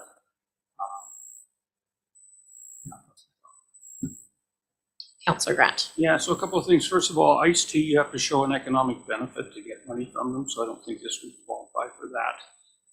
Secondly, back to the 1990s and the skate park, that turned into a shared skate park with the city of Courtenay, and we moved it over, or they, I wasn't here then, moved it over to Aspen, with the understanding that when we built a park, that they would go halfers with us. Now, I think that's all been forgotten over the years, but that was the deal that was made, and if we need confirmation of that, we can phone Dennis Strand, because he was the guy doing it. The second thing is to say that we're going to wait for grant funding does not mean we're going to scrap the project. It means we're going to wait and find out if we can get most or all of it paid for by somebody else. I struggle with passing projects at this time of the year when we have no idea what our taxes are going to be, and we're being asked to spend a whole bunch of money and we don't know the ultimate answer of what it's going to cost. Because, you know, if your taxes are going to be a 1% increase, well, maybe we can do it. But if they're going to be a 25% increase, then we don't want to do it. But we don't know that. So it's really difficult to be asked to do this at this time. And it's I think, a flaw in the system. We had the same conversation at the RD last night on a similar issue. And of course, you don't know what the implications are while you're doing this. So I think that we need to wait for it to be grant dependent. I know just from the business I'm in, how people are coming in and they're really in trouble with their finances and their mortgages. And if we can mitigate our taxes at this point to help people out to get through this season, at least this season, until the inflation starts to drop and the interest rates hopefully start to drop and things start to get back into a more sensible order, I think it makes way more sense. So that answers a few of your questions, I hope, but without knowing what our tax rate's going to be in the future, I don't think, or in the near future, it doesn't really make a lot of sense to me And the fact that we're waiting for grant dependency doesn't mean that the project is finished. It means we're waiting to get it some or mostly all paid for. So that's nice. Okay, so just to go back, we have a motion on the table to receive the report, and from staff, if we're receiving the report, we're likely not moving any other recommendations. So what we'll do is go to vote if there's no other comments, and if we receive the report, it's kind of going to be sitting as information for future possible budgetary considerations. If there was a recommendation, either the staff recommendation or another recommendation, then perhaps vote against receiving the report, and we would look at that after if that happened, just for clarity. Councillor Grant. Why can't we receive the report and then make a recommendation? Yeah, or that. But I just, from what staff had mentioned earlier, was receiving it would normally mean we're just receiving it for information. But we can do either way for clarity. So all those in favor of receiving the report? And opposed? I'm just going to do that one more time. All those in favor of receiving the report? And opposed? Okay, and the report is received. Then I would move that we make this project grant dependent. So there is a motion on the floor to make the project grant dependent, seconded by Councillor Hazlitt.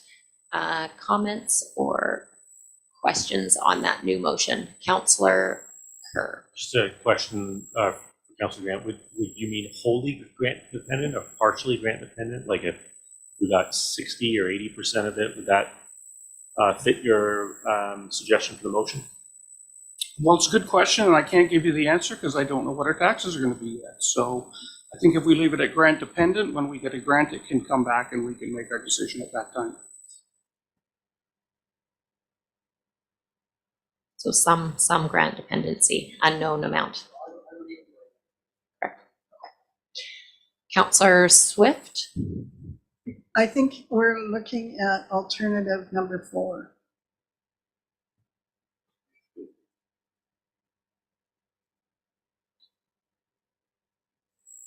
Yeah, that looks correct from the report.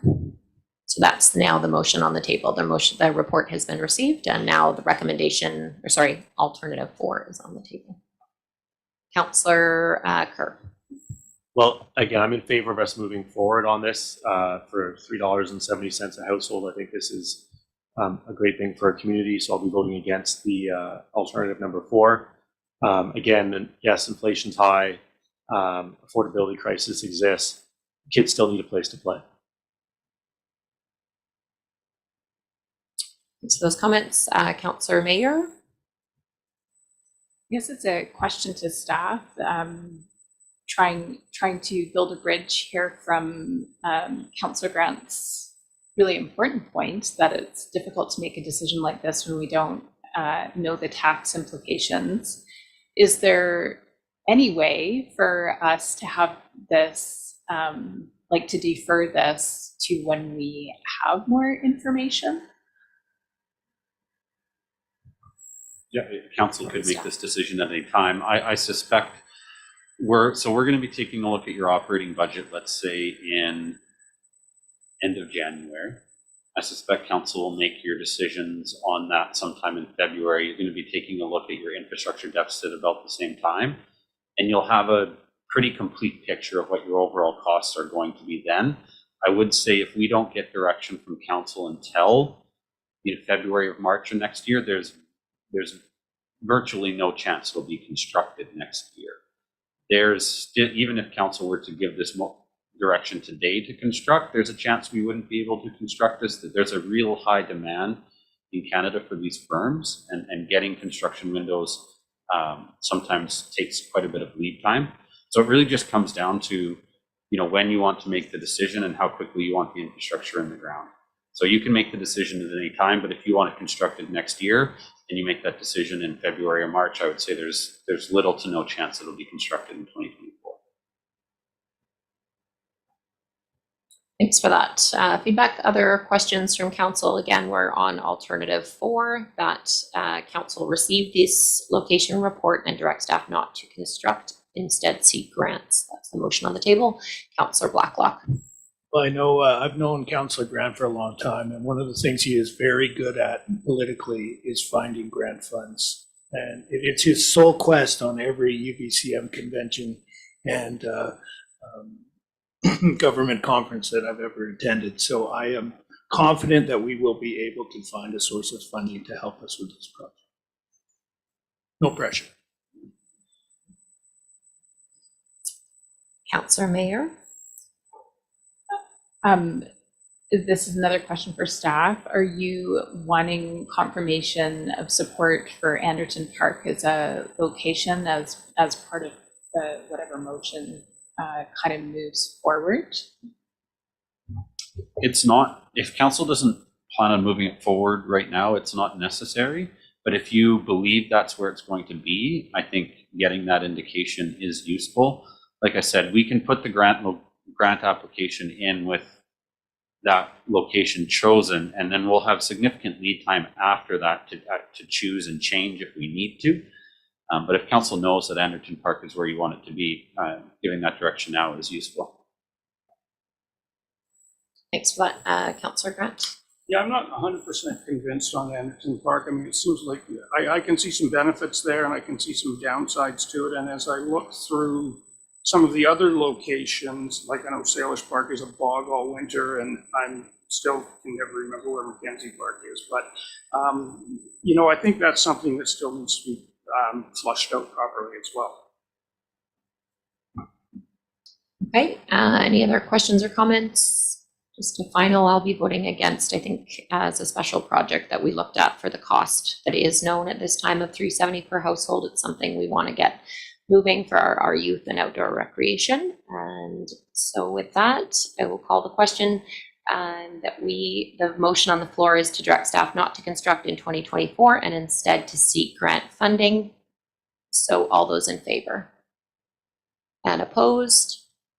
And so that passes to not construct in 2024 and instead seek grant funding. Moving on, we dealt with the substance use earlier. Out of order, it looks like I did, but that one has been done. There are no special reports, no bylaw adoptions, and we are now on new business. So we're on page 146. We have amendments to our affordable housing contribution policy, CCL-069 on page 146, and there are recommendations from staff 1, 2, and 3, and that is moved by Councillor Grant. Seconded, so that's to change affordable amenity provision schedule for developments that are 300 or more units from payments of entire amenity upfront at time of rezone to payment installments to make it less cost prohibitive.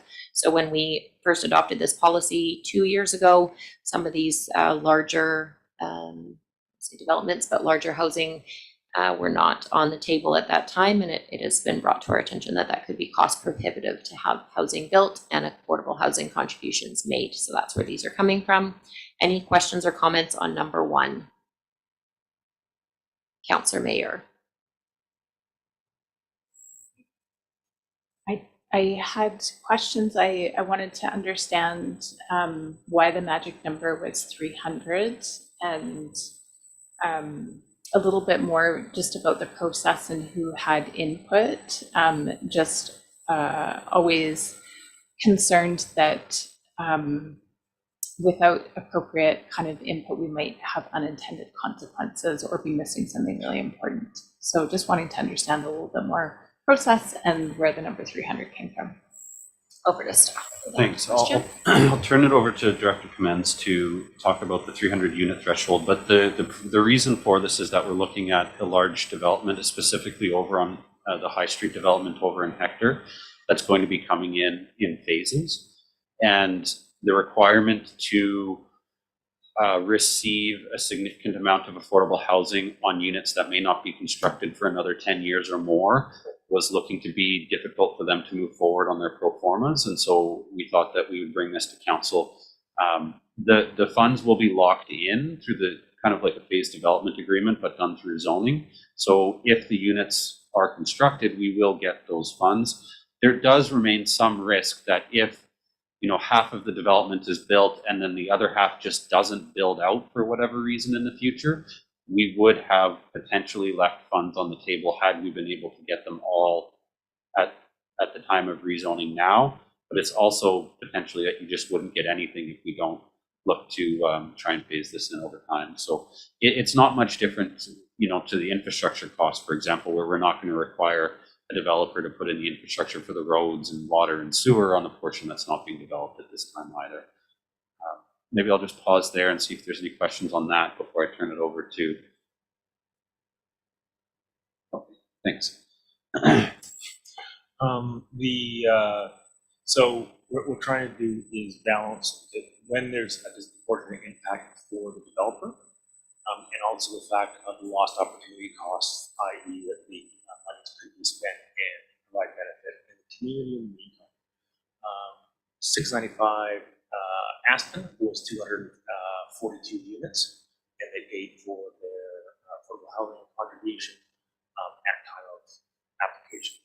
So it was more or less, that was deemed as, that was payable, that was deemed as payable, but now we're going to much higher projects, and we're going to projects with detention ponds. With the detention ponds, the ones that are costly are going to service multiple phases. So taking a look at what we had on the books, and that's where we came up on a balancing number of 300.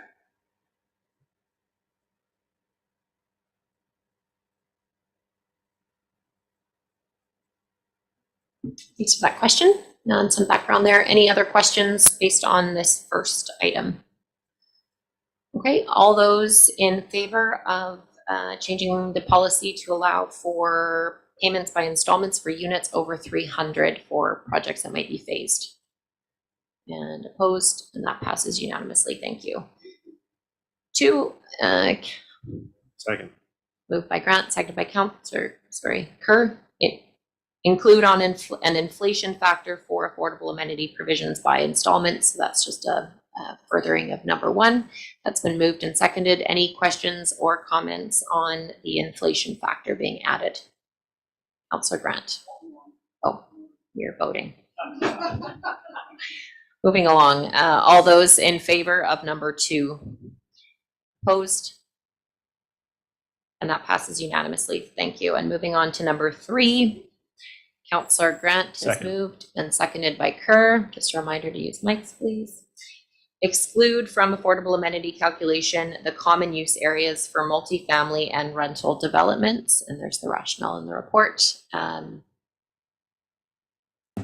I just think this is a great example of us kind of finding one of those unintended consequences and fixing it. And by we, I mean our planning department. So thank you for this. And I hope this actually does help, you know, beautiful common areas and spaces being provided for residents when developments go in. Thanks. Thank you. Just finessing a policy that's already good in place. And all those, or sorry, any other questions or comments on number 3? Okay, all those in favor? Opposed? And that passes unanimously. Thank you. So that's our affordable housing contribution policy update. We're now moving on to page 155. We have Community Center Warming and Cooling Center Operations Policy CCL 075. And do we have any? I would have a conflict of interest on this issue as I have a property that borders on this. So I will be in the bathroom with a glass of my ear. Councillor Grant is going to excuse himself with conflict on that. Thanks for stating conflict. So just a little bit of quick information on this one. The Community Center Warming and Cooling Center operations, we've had operating in past at the Community Center, I believe more in the warming center season in the summer, cooling when in the warm weather. A warming center is not the same as a shelter, but it's somewhere that people are able to go to basically warm up, but there would not be shelter beds, just to specify. It's not the same thing as the EWR shelter beds. So I'm getting a bit of an education being on the task force at the CBRD trying to find shelter space. This discussion tonight is whether we would keep the rec center open overnight when the weather gets below -4, and that would be for any residents or people in the community. And it is not a shelter space. So I just wanted to make sure that definition was known. It's a place for warming up in those incidences that it's hard to say how many there could be. You could have 0 nights that goes -4. You could have 10 to 20 nights in a year that goes -4. There would be funding available from the province for this operation. And potentially there would be some staff supports coming from the CVRD. But that being said, it's something that we haven't looked at before in the winter for the warming station. I got my wording mixed up there. We have used it in the summer for cooling stations for all residents. It can look a little different potentially in the winter as a warming station. So on the report, on page 155, there is a recommendation and alternate recommendations, and I imagine people may have some questions on this, on what this would look like, as we have not operated these warming centers before in Comox. I did talk to mayor and staff at the city of Courtenay to find out what they were looking at, and they are discussing that this evening themselves. And they are looking at going with the Lower Native Sons Hall as one option and the Lewis Center as their second option. But their process and policy is slightly different than the way we're looking at it. So in front of us tonight is how we would like to look at our Comox Community Center, which we've been asked to talk about tonight. Councillor Hazlett. Sorry, just to confirm, is this to keep the community center open as a warming center or a cooling center during hours of operation only, or overnight as well? I just want some confirmation on that. And then as well, I'm looking for some confirmation that in the event that it is kept open overnight, that is not a cost that the town is going to incur for the province's new funding.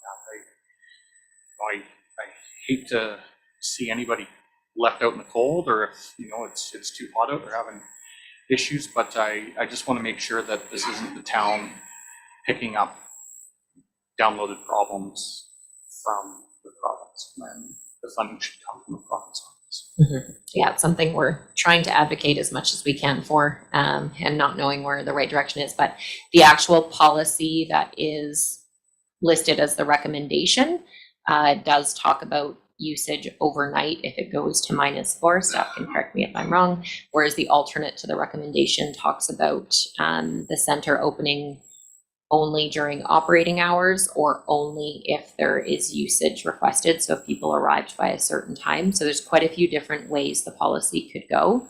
But the policy in front of us would be if it goes to -4, the rec center would look to stay open, and it's not necessarily, we'll look to staff for confirmation, but staffing and cost would be covered from the province and potentially the regional district, but we would still be operating using our facilities for any evenings that go below -4. And our council will set the policy of what that looks like.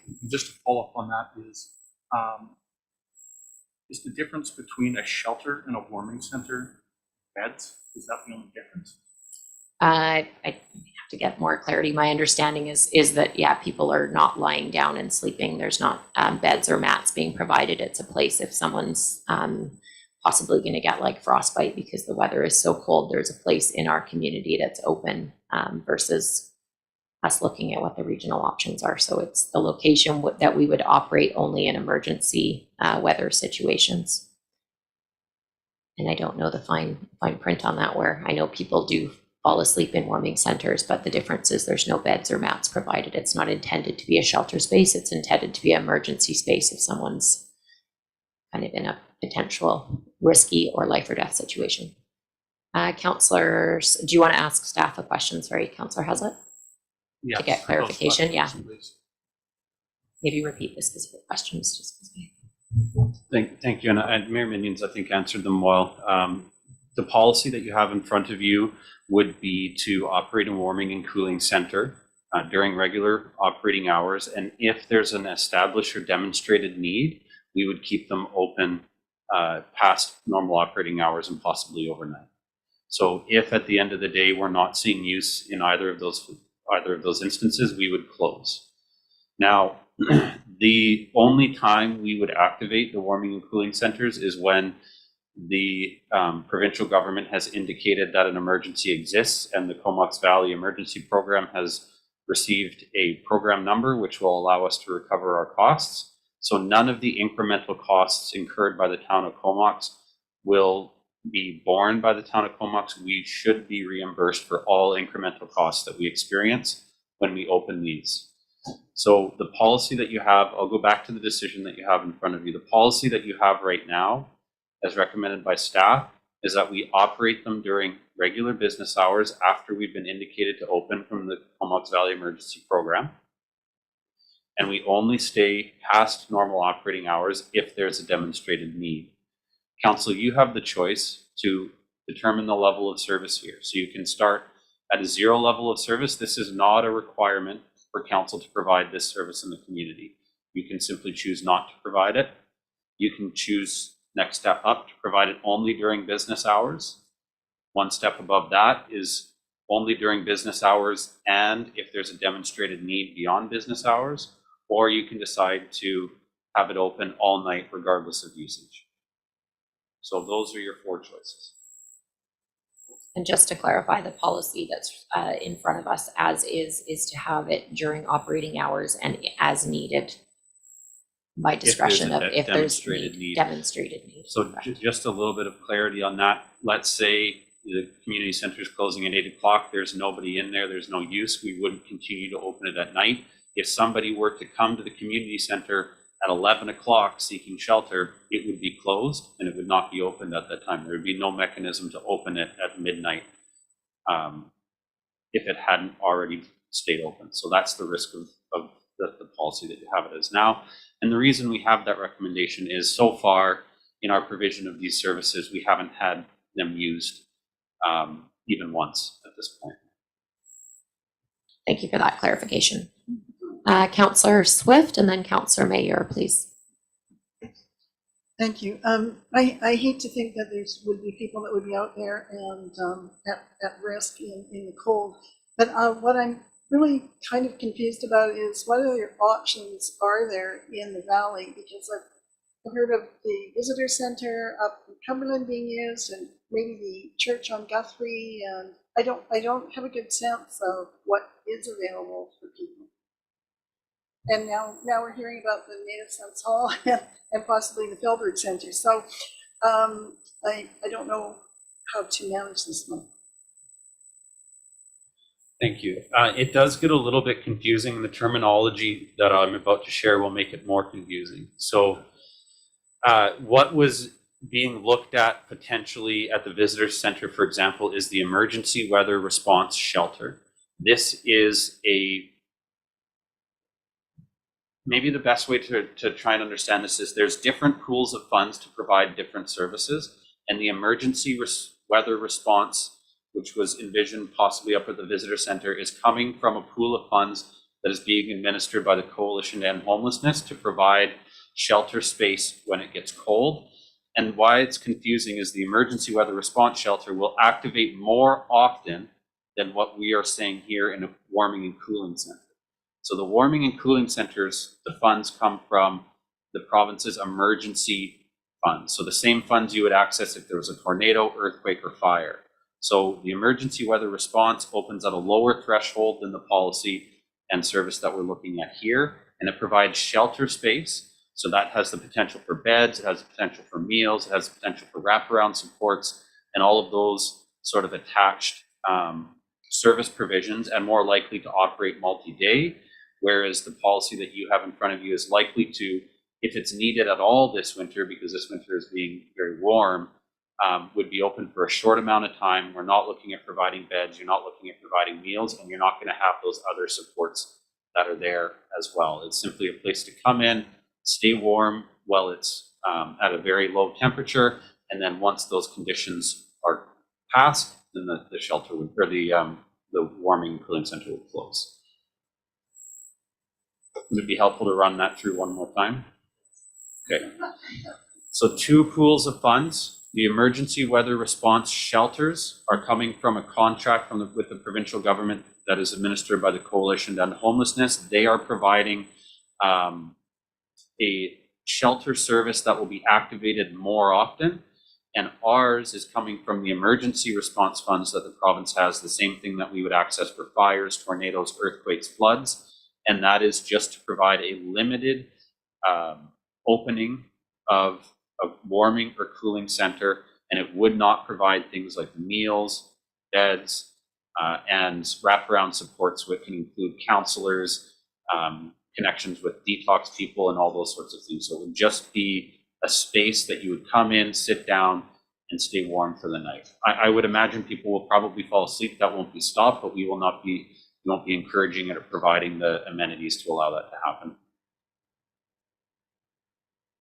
Yeah, and just talking to some of the emergency folks, there was a couple in tents. It was one, if the weather was extreme, at 6 o'clock at night and our rec center was closing, we wouldn't be telling people that they had to leave. So it was to kind of stop anyone who was staying warm during the day in those instances. And then the policy in general was meant for general population if there was like a large power outage, or they looked at it from not just the lens of providing warmth for people who may not have a house or who may be sleeping in the car, but from these weather events are kind of the last, the shelters open easier. This is kind of the last line of defense if something extreme is happening, that we have a place in the community that people know is open in those instances. And again, with the policy as it is, without amending it, it wouldn't actually be open in the middle of the night. It would only be open if people were there at the time of operating hours closing. They would stay open, and as long as that need was needed in those extreme instances only. But it was not from a shelter lens at all, but much more of an, this is the one place in our community where emergency kind of sheltering is the wrong word. Emergency access is available in Comox in case people can't get to the other community. Again, something different than we have before. Councillor Mayer.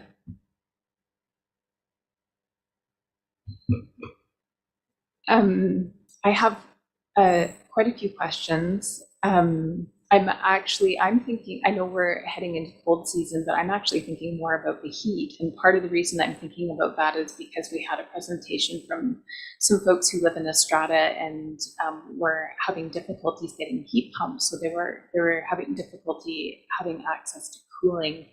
And that was just one building that we had where that was the case. And when we had the heat dome a couple of years ago, most of the deaths were seniors who didn't have access to cooling. So I'm really thinking about it from that perspective, understanding that the heating part could also be a real consideration for some folks. BC Hydro is really expensive, and we do have people in Comox who rely on wood heat. If that for any reason became prohibitive, they might need a place to go to. So anyway, that's what I'm thinking about with the heating and cooling. My questions for staff are really about questions about how we're working with our regional service on creating this policy. And with that, if there were any other locations discussed, I remember when we did this with the community center that it wasn't utilized, and some of what we talked about at that time was that the community center isn't super easy for folks to get to. And I can't remember if it was at this table, but we have the mall in town could be a partner, churches could be a partner, the libraries are often utilized in many communities for heating and cooling centers. We have the Sale building as an example. So I'm wondering if there were other locations that were discussed. Process-wise, I'm curious about how we're working with our really fabulous regional program. And then my final question is just about how a decision would be made at the time of what discretion. So it sounds like the decision would be made of, I think in the report it says staying open till 10 or 11 p.m. So just saying back what I think I heard was if there were people here already who need it, then we would stay open. If there was nobody here, then we would close. So if there was somebody who had in their plan to come, to get cool after work or something like that, and we had said we were open until 10, but we closed because there's nobody there, then we would have an untrusted service. So that would be my concern with doing it by discretion. So I guess what I'm looking for is maybe a little bit more information about what by discretion would actually look like. And I think that's it. So question 1, how did you work with the regional service? Question 2, have you looked at other locations? And question 3, what does that really mean in practice, the by discretion? Thank you. By discretion is really a demonstrated need, and I think the language we have in the policy is that demonstrated need. So if somebody, for example, was working and they were getting off later, or they had, for whatever reason, they knew that they wanted to access the service and they weren't going to be there before it closed, they could contact us and let us know that they have a need for it that night, and that would demonstrate to us the need for it to stay open. And I just wanted to highlight one thing as well. If we had closed, for example, an emergency warming center, and we ended up getting a power outage, and we started to get a lot of houses going into freezing, at that point we could mobilize and reopen, right? That would be something we could go and do.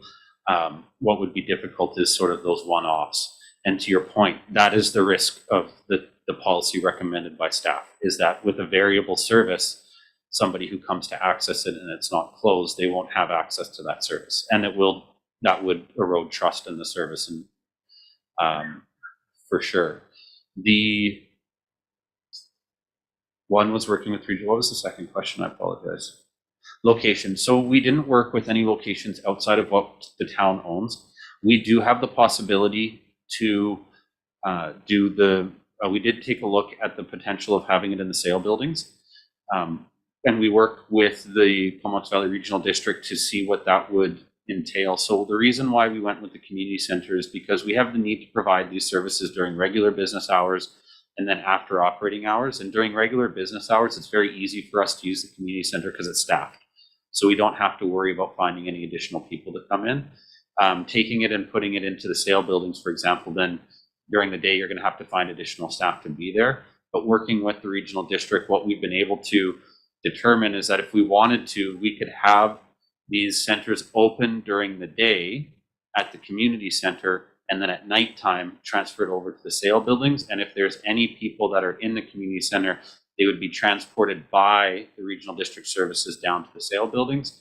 That runs into its own set of issues around variable service as well, and where do you go and when do you access?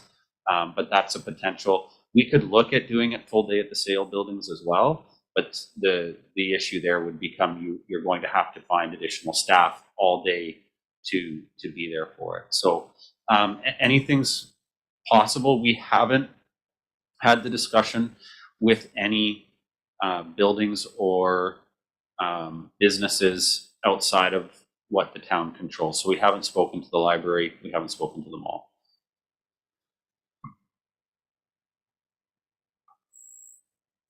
Other questions from Councillor Kerr? Yeah, thanks. So I think it's tough because we're like almost at winter, but I really do think this will be more of an issue in the summer, and the cooling centers being open during those heat waves is really important. So many people don't have access to air conditioning, and if you're in an apartment, you're senior, and you don't have air conditioning, it can be life-threatening. And we see like over 600 deaths the 1 year during that heat wave in BC. So I also recognize it's really been underutilized. I spoke with the front desk staff both at the library and the community center during the last heat wave, and no one was using their facilities as a cooling center. But to have this as a safeguard, an emergency safeguard for our community makes a lot of sense. So I think we should go ahead. I like the idea of that hybrid model of it being used during the day, but then if needed, stay open. If not, close. There's no point in paying people extra to stay if it's not being used. And I am thrilled to hear that these funds would be covered by the province and a part of the emergency response fund, and not having to be paid for by our municipal taxpayers. Thanks. Thanks for those comments. Any other questions, or we don't have a motion on the floor at this time? Councillor Hazlitt, question? Sorry, there's just a lot that I'm trying to process with this here. So just to confirm, in the event that this would go into place, it would have to be triggered by the emergency, the CVEG. Okay. And that doesn't happen until a continuous 24 hours -4? Okay. And the reason why I have so many questions about this right now is I think that I don't need to. Thank you. Because it hasn't been done before, obviously, we're trying to figure out what it looks like, usage, obviously unintended consequences, et cetera. So it's okay to keep asking questions. And Councillor Kerr. Yeah, if it's the right time, Mayor, I'd move the recommendation. So the recommendation is that council adopt policy CCL 075 community center warming and cooling, which would be during business hours and as a needed basis, but not stay open regardless. Is there a seconder of that motion? And then we'll discuss. Councillor Mayer seconded. So now for discussion, we have Councillor Hazlitt and then Councillor Mayer.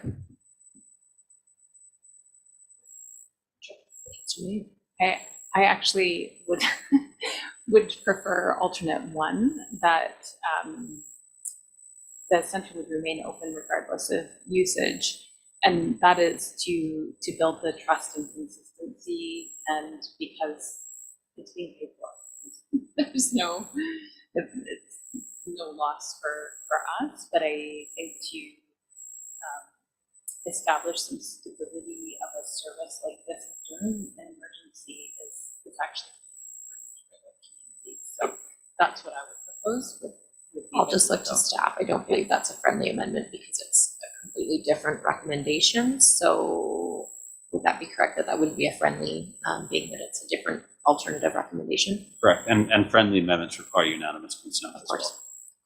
So we do have a motion on the table. So if you were going to vote for something different, you could consider voting it down and then bring a new motion to the table. Councillor Hazlitt.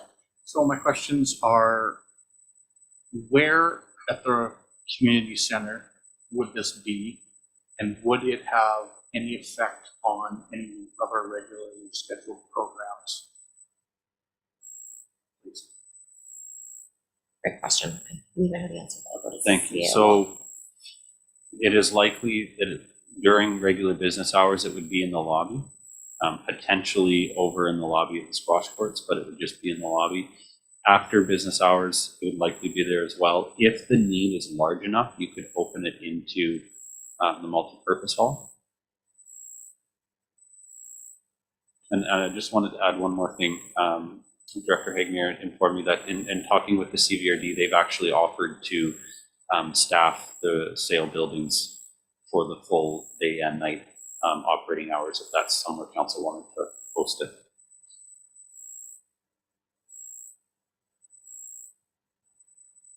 Okay, that was just an update from this evening. New information.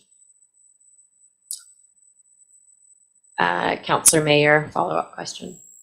Sorry, so follow-up question, would that be at kind of staff discretion, or would you need council direction to use the sale building instead of the community center? We would need council direction to establish this at the sale buildings rather than the community center. The policy right now specifically envisions it at the community center.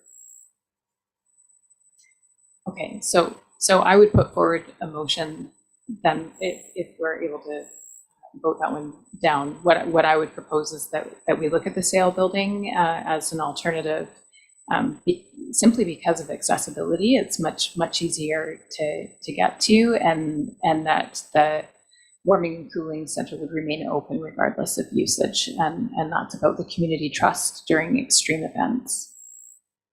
Okay, so we'll possibly go back to that motion in just a moment. I just want to reconfirm. So the CVRD would provide staff for the full daytime and evening operation, specifically at the sale location. Correct. They would provide staff through contractors that they're working with. It's challenging to vote with these things on the fly, so just for people to be able to process that information. So how can we, just through staff, make a decision and vote on something when it's kind of verbal? Like, would there be, in the motion, we could say that we'd be able to get that in writing before we commit to opening a warming center? Like, we would know that staff support would be being provided, so our own staff at the recreation center wouldn't be impacted. That's something that we could have in the motion, that we have that confirmation in writing as part of a motion. I think if you just change the policy to have it at the sale buildings, and I apologize for bringing this to council late. We hadn't intended and envisioned this at the community center, but it was actually through some good questioning from council throughout the day today that we started to have those further conversations with the CVRD.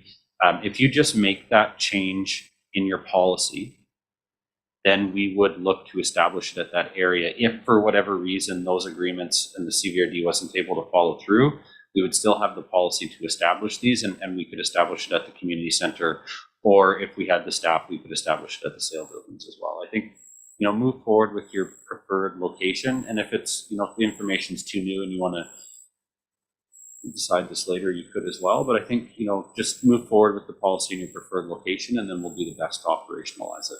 Okay, and then it can obviously come back to council with a special meeting, or January will be too late, but we'll have Councillor Haslett and Councillor Swift. And again, the motion on the table is the recommendation from staff, but we have the new information on the sale building being able to be open for day and overnight only on those -4 provincial occasions.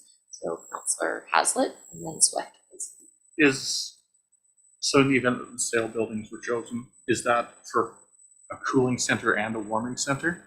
And then my follow-up question to that is, those sale buildings get rented out quite a bit in the summer by various groups and people for parties.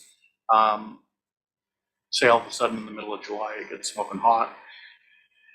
Do we then kick the people out of those buildings that have already rented them out, or where do we land on that? If council amends your policy, the preferred location would be down at the sale buildings, and I don't see there being any conflict in the warming centers in the winter. You're correct. I see there, potential issues in the summer, and if that was the case, we could look at establishing those in the community center at that time. And it could be that both locations are listed at the direction of staff to utilize either as needed, but maybe that's too broad. Councillor Swift. Under the scenario where the CVRD is staffing these centers, do we also anticipate they would be bringing clients to the warming or cooling center in the same way that was envisioned to take them up to the visitor center? No, we would expect people to be accessing the services closer to them, and that the other jurisdictions are providing their own services to their own residents. However, there is nothing that would stop the CVRD emergency program from utilizing the town of Comox's facilities as overflow if there became capacity issues, and that's regardless if they're staffing the facility or not.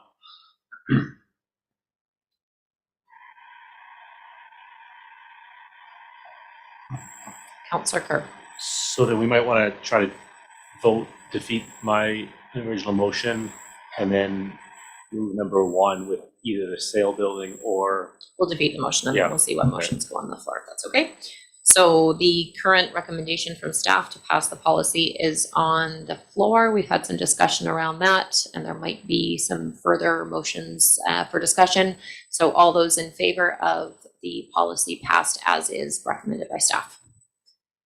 And opposed? And that is defeated unanimously. So now the floor is open for any alternative recommendations. We have the new information on the sale building being an option staffed by CVRD.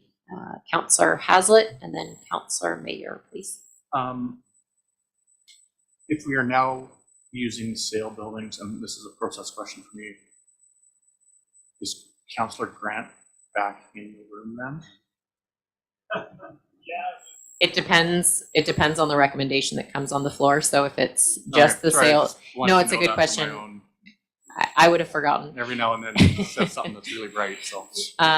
If it's just the sale building, we'll grab him back. But I don't believe there's a motion on the floor. If it's both locations, he would still be in conflict. So we'll wait and see what the motion is. And thanks for the reminder to grab him if it's unrelated anymore. Councillor Mayer. So I would like to propose a motion that council adopts the attached policy CCL-075 with the sale building as preferred location, but community center as a backup at staff discretion, with the amendment that during the heat emergencies and extreme cold emergencies, the warming and cooling center remains open regardless of usage.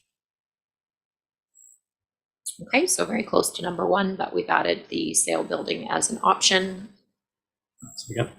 Seconded by Councillor Kerr, and just from staff, that would be that that is being staffed by the CVRD when it's at the sale building from that information. Yes. Thank you. Gonna add that to the motion. Just kidding. Can we have it's not necessary? I think it's best not to, just so that was my hesitancy in answering it. There's definitely the potential for cross coverage. If somebody can't be found, that we're gonna have our staff going down there and covering it. But yes, the idea is that the CVRD will be doing most of the staffing, but we may still be down there. And so that was my hesitancy in asking for answering. Okay, so that's been moved and seconded. And just a quick question, if we kind of go through a full season, if this did pass and there's obviously changes that are needed, because there's quite, I would say, a fair amount of questions on how it works with staffing, how it works with just the region, there would obviously be able to be some policy changes and amendments. And Councillor Swift. Just so I'm really clear, this would only be in the event that the province had declared an emergency, correct? Correct. Which they define as -4 weather in the winter time. Okay, so that motion is on the floor. It doesn't look like there's any questions or comments to follow, and Councillor Grant is still out of this one. So all those in favor of that policy? And opposed? And that passes unanimously. And is that good direction on that? Clear as mud? If someone just wants to grab Councillor Grant, it's been gone a while.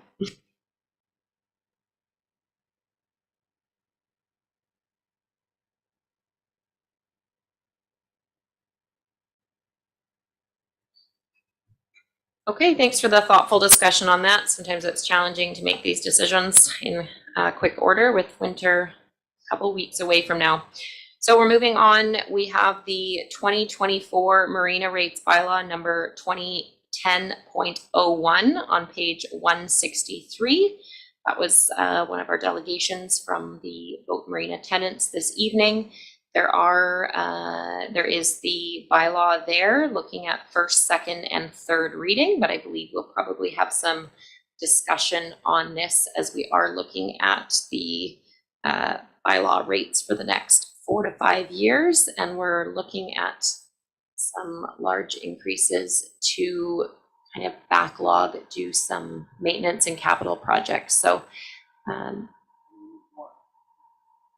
Councillor Grant, can you use your mic there, please? Thank you. Move first reading. So first reading is moved, and a seconded by Councillor Muir. So that just opens up for discussion. So discussion on first reading. We have Councillor Haslett. During Mr. Elsay's delegation, he mentioned that we had believed there was an $800,000 for repair funds at the marina, I believe it was, and 80 or 800. We had about 531,000 from a couple of years ago, looking to be up to about 700,000 in the next 2 years for maintenance, just to confirm.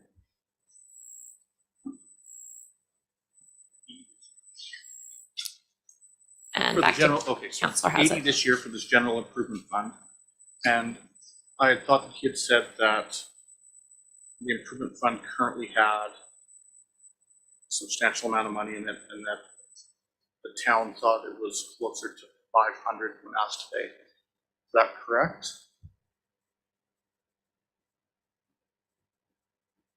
Over to staff. Thank you. So two different funds. There is the infrastructure repair fund, which has funds in it, about 500,000. And that is the amount, if you look at page 164 of your report, where it's the capital recovery of 110,000. So we propose putting 110,000 into the capital recovery.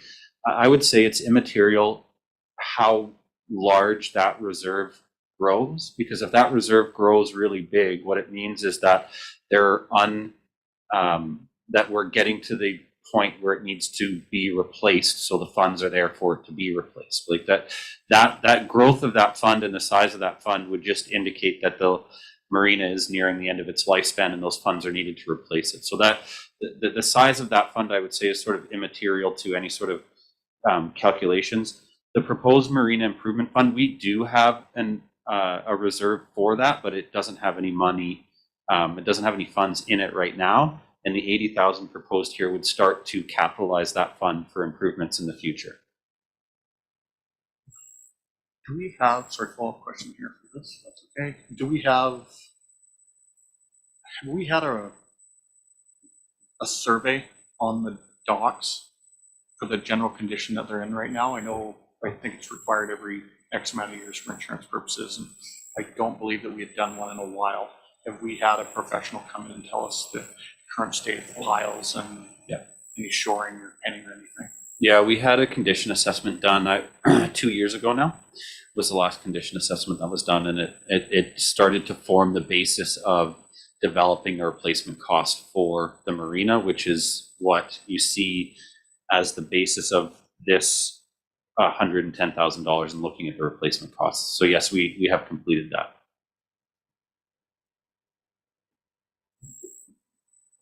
Councillor Mayer and then Councillor Kerr. Thank you. I have a couple of different questions, and the first one I think I've asked before, and I'm sorry I can't remember what the answer was, and it was really about whether we have done a climate impact assessment on the marina and how we're considering sea level rise in that ongoing kind of infrastructure kind of cost. So they'll just leave it there, and I can ask my other questions. We haven't factored any climate-related costs into the replacement costs of the marina. That is likely to be something that does come out of the Climate Action Plan, which Council, you will have the opportunity to speak with the consultants who are working on that in your meeting next week. And so if you want, that's a question you could ask at that time. But right now, with the replacement costs, it does not factor any upgrades required in order to keep up with changing sea levels. Thank you. My second question is, I got the impression that there was confusion and maybe a bit of distrust in how the numbers were being presented, and being kind of new to this whole situation. Can staff provide any insights into why that is, and what would be a good approach to address that? So what was forwarded to us was a request to include Port McNeill and Powell River in comparable costs, which we've done in the information that's been provided. And there was a mistake that we were taking a look at the transient moorage fee, which had that one sort of outlier on the graph. So that's all been adjusted, and you can see that in the supplemental report that's been given to you. When it comes to the other issues raised, and I think those were good points, which is why we've made that change in the analysis and provided that to council. When it comes to the other two items that were raised by the delegation, which is the proposed marina improvement fund and the transfer to general reserve, I think those are less amounts of distrust with the numbers and philosophical differences on how the marina is being viewed and used by the town, and how it's being viewed and desired to be used by the residents. So, and that's sort of outside of staff's ability to discern. That's for council to decide how you want to move forward. Councillor Kerr. Just a question for staff, again, on that proposed marina improvement fund. Is this on page 164, it's listed as 80,000. Is that specifically to tackle the works that are being proposed on page 168 in Appendix B? So that it lists the 2023 capital projects, and many of those are ongoing, they've been started. Is that kind of the work that we're talking about that the marina improvement fund would be tackling? No, the projects listed on 168 are the replacement of existing infrastructure. So that's covered under 110,000 capital recovery. The 80,000 proposed marina improvement fee would be to take a look at things that are meant to improve and enhance the marina for the users. So one of the items that we get in quite regularly is complaints about our electrical service. So it could be used to improve that. It could also be used as a seed fund to help do some of the economic development improvement that we're seeing captured in the economic development plan that council is having constructed right now. There's a number of projects that we anticipate being recommended coming out of there, and we don't have the funds elsewhere to start moving those capital projects forward. And this would be an opportunity for you to raise the funds and do so.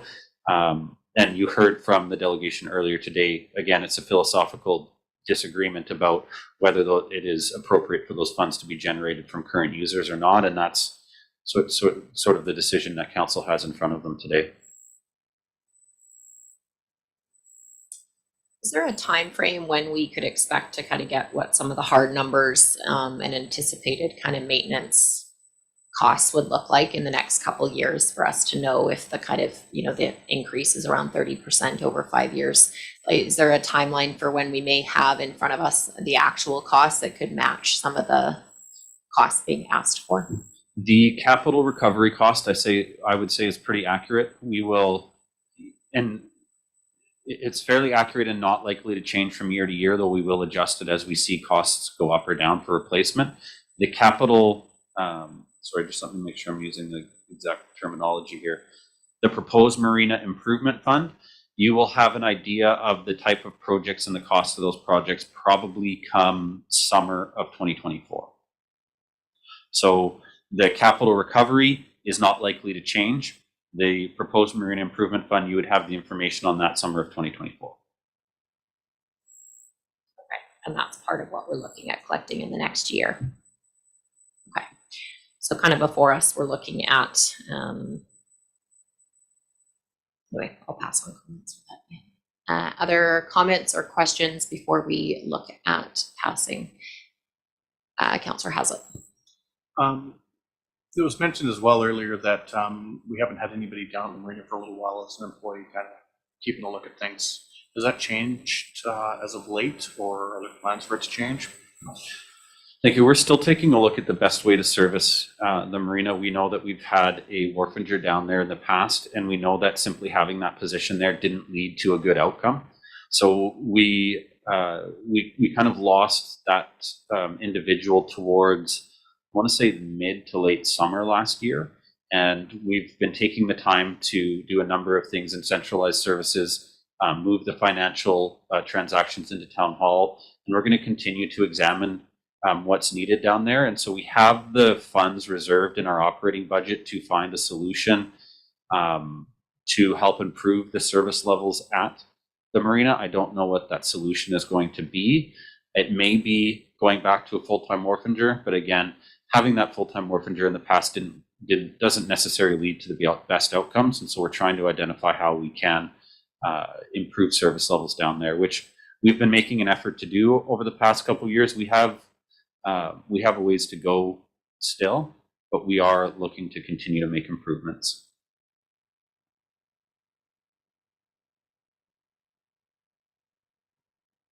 Councillor Kerr. Sorry, another question for staff. Sorry, CEO Wall, for all these questions. The suggestion, which I agree at first blush is a good one, about an advisory group for the tenant builders, builder tenants. How would that look like from a staff perspective, and would that be seen as useful for for staff and or the finance department to move forward. Absolutely, it would be useful. One of the things that I believe will be a recommendation coming in the economic development and downtown action plan will be the creation of a marina user group. Now that is separate to what's being envisioned here. This would be a marina user group that would have a representative from a user, like an associate, would have a representative from that type of group that you're talking about here, but would also have representatives from the businesses there. I would say that council could look at starting a select committee and doing the terms of reference, but at the same time, there's nothing stopping the users down there from forming their own association and having that association liaise or choose a liaison with the town.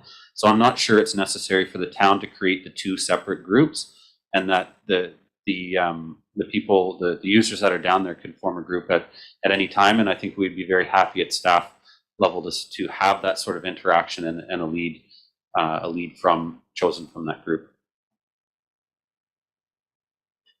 Councillor Mayer. Thank you. I just kind of want to get into the governance and a little bit of the philosophical question, because I believe council actually did discuss this before. So we were presented again with the history that this was kind of set up originally as an extension of our recreation services. And I believe kind of where we're landing in when I look at that graph is that it's still a little bit leaning that way, because it's not the lowest and it's not the highest. It's kind of in the middle in terms of rate. So it's almost like a blended version of commercial and subsidized. Is that roughly kind of how you would characterize where we're landing? With the proposed target rates that you have here, I would say that you're not going to be operating in a subsidized environment. You're going to be operating in a cost recovery plus environment. The recreation department overall loses money, but there are a number of recreation programs that only move forward if it's cost recovery plus. So the marina being cost recovery plus wouldn't be unique in the town as being the only sort of service provided that way, but I'm not sure, actually there is a but there. It wouldn't be unique in that it's the only sort of function that happens that way, but yeah, overall the recreation department is a cost center for the town, but there are specific programs that only run on cost recovery plus within the recreation department. I'm not sure if this can kind of be answered on the fly, but if the proposed marina improvement fund of 80,000 was not collected this year, while we look at what type of consultation and things look like, what would the 2024 percentage look like without that $80,000 in the 2024 year? Is that something that could be calculated? Maybe just give us a second here on that. I'll look for other questions around the table, but there's been a lot of numbers going around and getting them straight to make a good decision here. Any other questions from council while that's being calculated? Oh, sorry, Councillor Swift. Thank you. This isn't a question, it's just a comment. I really think, the voters have seen increases in their rates every year. And it might be a little more palatable if the marina was in better shape, so that we don't obviously have people falling through the planks. And we've heard tonight that the electricity is not that great. So I think it would behoove us to really work on some of these projects and get them upgraded. And then, increases perhaps would be a little more tolerable.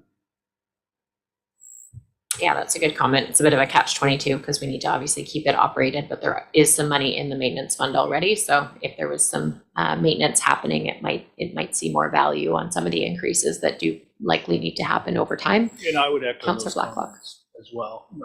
We're going to charge you more, but we're going to give you more, and the marina's going to change in the coming years, and it needs to change. It needs to get better, and it's not cheap to do that. And clearly, it's a desirable spot. It's one of the few south-facing marinas on the east coast of the island, and it has a massive waiting list. So there's no shortage of demand to fill these spots.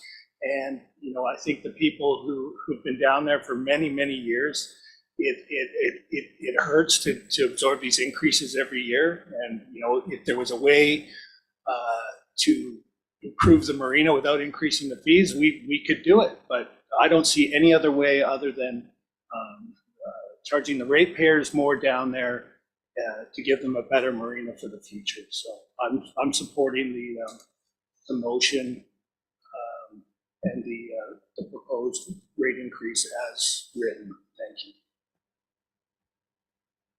Thanks for those comments, Councillor Blacklock. We have Councillor Grant. Yeah, thank you. So one of the comments that struck me was the parking, and we're all well aware of the parking issues down there, but if we could find a better method. I mean, I see guys parking their boats all the way up close to or their trailers up by the rec center and having to walk down. And, you know, if we could fix or find a solution to some of that parking, I think it would be a real asset. Now, maybe this bike share program will help a little bit, but I don't see that as a solution either. I just think that, you know, we have a real dilemma in that we don't have enough land. We can't increase the parking.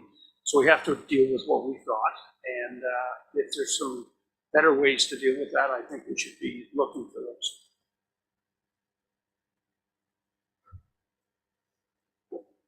Thanks. Possibly in some of the marina sessions that are happening on reimagining the marina, but parking I know is one of the hardest things to come up with unless we build up, which is not also desired in our communities. So thanks for those comments. Other questions, comments?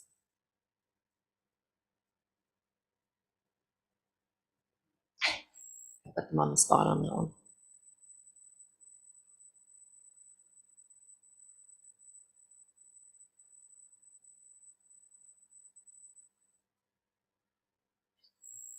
Over to staff also, it could be, I'm not sure, depending on the discussion around the table, but that the proposed Marina Improvement Fund not be looked at until a year from now and the rate necessarily not be needed, but I'm not sure if that is enough direction on the percentage increase with first reading, second reading, third reading.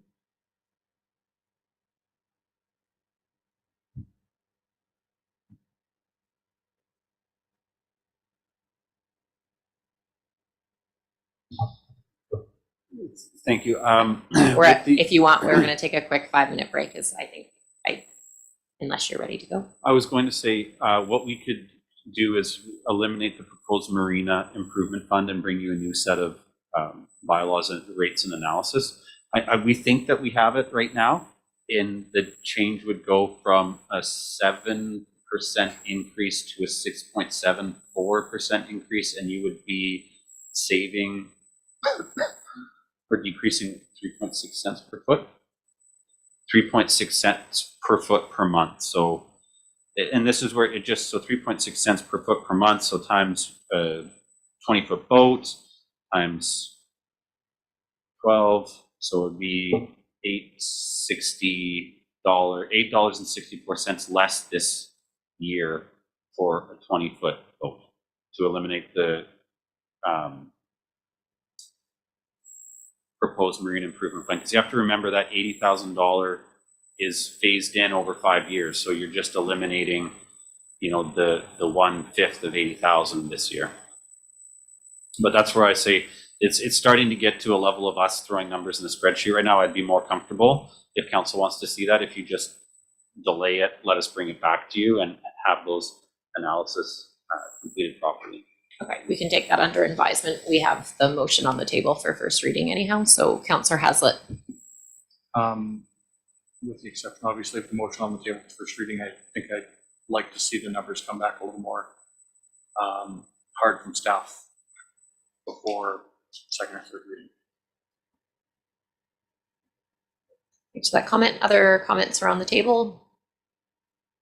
Councillor Kerr. So we could pass first reading, not pass second or third reading, and have second and third reading come back to us with revised numbers, just in process. My understanding that would be an option, but I'll look over to staff for clarification. Yes, we can pass first reading and then have a motion for more information on specific numbers, because there's not quite making sense in my opinion. Okay, so with no further discussion, we have first reading on the table. All those in favor? Opposed? And that passes unanimously. Before I go to second reading, is there any motions? I'm not sure how to make a motion. Consider- I'm not sure if we want to make this a deferral motion or just to say that we'd like staff to bring back some adjusted numbers before second and third reading. You can make that, and I just will ask to staff, do you want clarification on what those numbers look like? Although I believe it's specific on the Marina Improvement Fund and broken apart, just to make sure those numbers are in a chart for us. Thank you. Is there a seconder on that motion? Second. Seconded by Councillor Hazlitt. So the motion is before second and third reading happens to get clarification on the Marina Improvement Fund, possibly the timing of it and what the percentage implications would be. Councillor, does anyone have a question?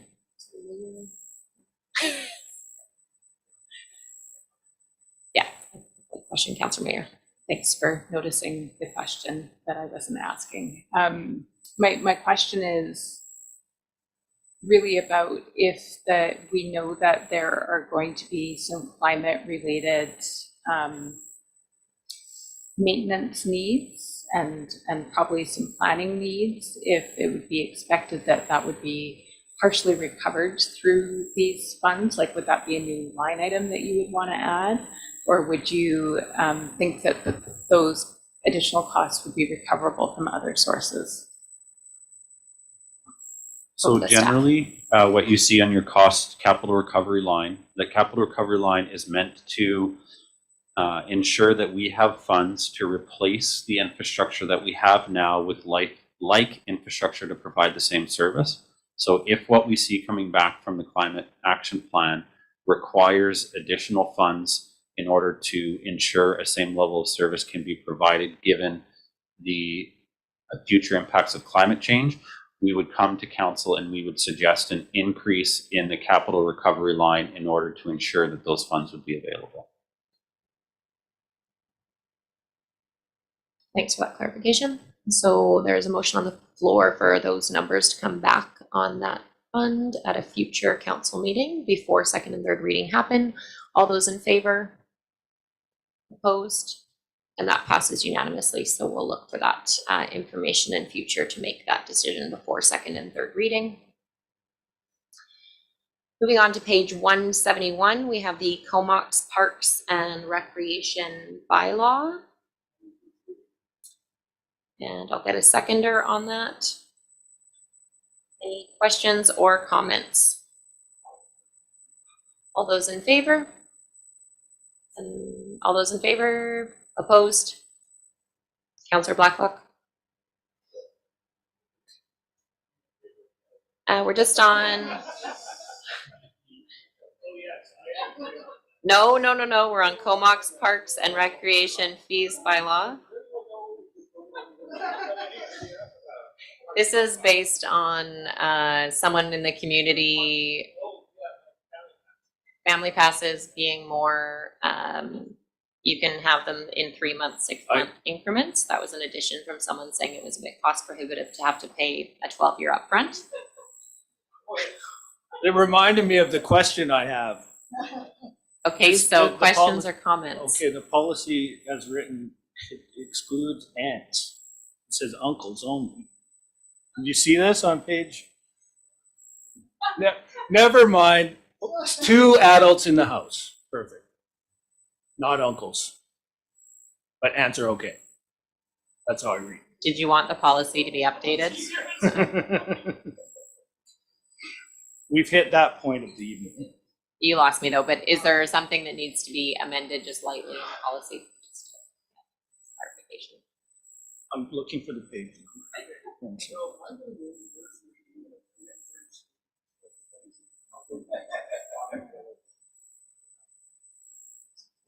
What about aunts? No uncles, no nephews. Okay, I'm just gonna get focused back up here. So page 172, there'll just be a slight change. I think that can be passed as is without staff will administratively change that without a motion. All those in favor of bylaw 1924.01 being given first reading? Blacklock's with us back in. That Comox Parks and Rec be given second reading. Thank you, Councillor Grant, for using your mic. Councillor Blacklock for using your mic, for all those online. Any questions or comments? All those in favor? That passes unanimously. Thank you. And move third. On and off, we just Second, third reading. Third reading has been moved. Any questions or comments on that family pass change? Moving positive. Perfect. All those in favor? Opposed? And that passes unanimously. Thank you. We are going to just take a really quick 2 or 3 minute break.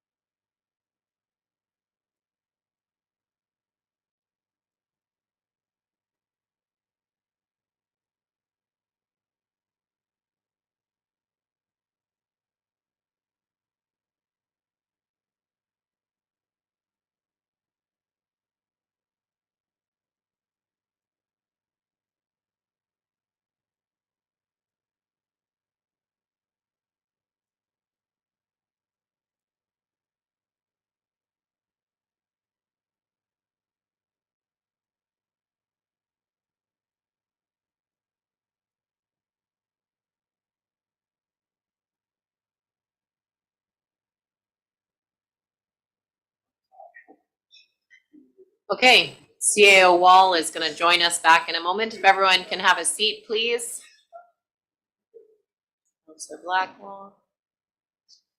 So we're moving on. We have on page 174, should maybe wait for CAO Wall. He'll be back in a moment.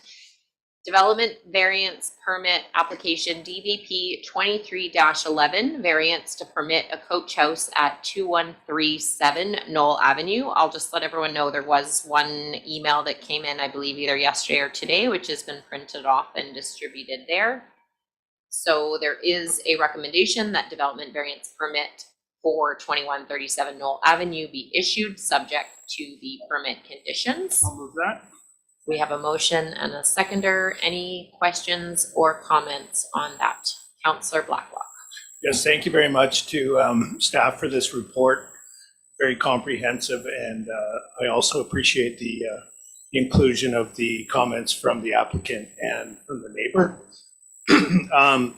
We're talking about 70 centimeters here from the outside of the boundary, so I don't think it needs a lot of our time. I'd speak in support of this. It's certainly a relevant zone and a good sized property that can certainly accommodate this type of dwelling. And I do hope that if the property were to sell, that the new owners would be able to pursue a carriage house design. With respect to the neighbors' comments, I just wanted to say that I really would like engineering staff or traffic management staff to just look at perhaps placing a sign at the corner of the entrance to Knoll Avenue West there. When I grew up, we used to call that street Knoll Avenue West, and you just remember, you just knew that it didn't go through to Knoll Avenue. No, Knoll Avenue proper. So I would like to see, I do understand that if you live in the end of the cul-de-sac, people spinning around the end of your cul-de-sac at sort of all hours, especially now being guided by Google Maps or these sort of things, they can spin you the wrong direction sometimes. It'd be nice to have a no exit or a cul-de-sac sign at the top of that street. Thanks. Thanks for those comments. Councillor Kerr? Yeah, I when I was reading this, I agree at 70 centimeters or whatever it is, very small amount. The only thing that's got me kind of perplexed about this is the for sale sign in front. So I'm just wondering, are we perhaps creating precedent that someone would, try to get a variance like this to then make their property more valuable, to then sell it for a higher price? And if so, would we be inundated with such requests? I don't know if that's a question that's answerable, but again, at first blush, I approve this. Just the selling of the property at the same time of asking for a DVP variance is perplexing to me. Thanks. I think it's a bit unique, but I think we have to take it from that lens off. I think at the end of the day, we look at it from a housing perspective and not who the individual homeowner is anyway, but it is interesting that it's for sale. But at the end of the day, we look at what's the variance itself, and would we let that person or a future person, and we take out the fact that it's for sale, as we've kind of indicated through our strategic ideas that we want to see coach houses and infill like this. So it's interesting that it's for sale, but I don't necessarily think it can really change the decision at the end of the day. That's a personal opinion. Councillor Blacklock. I would also note that the list price on this property currently is below the sale price from just over a year ago. So if you're creating value, I don't see it.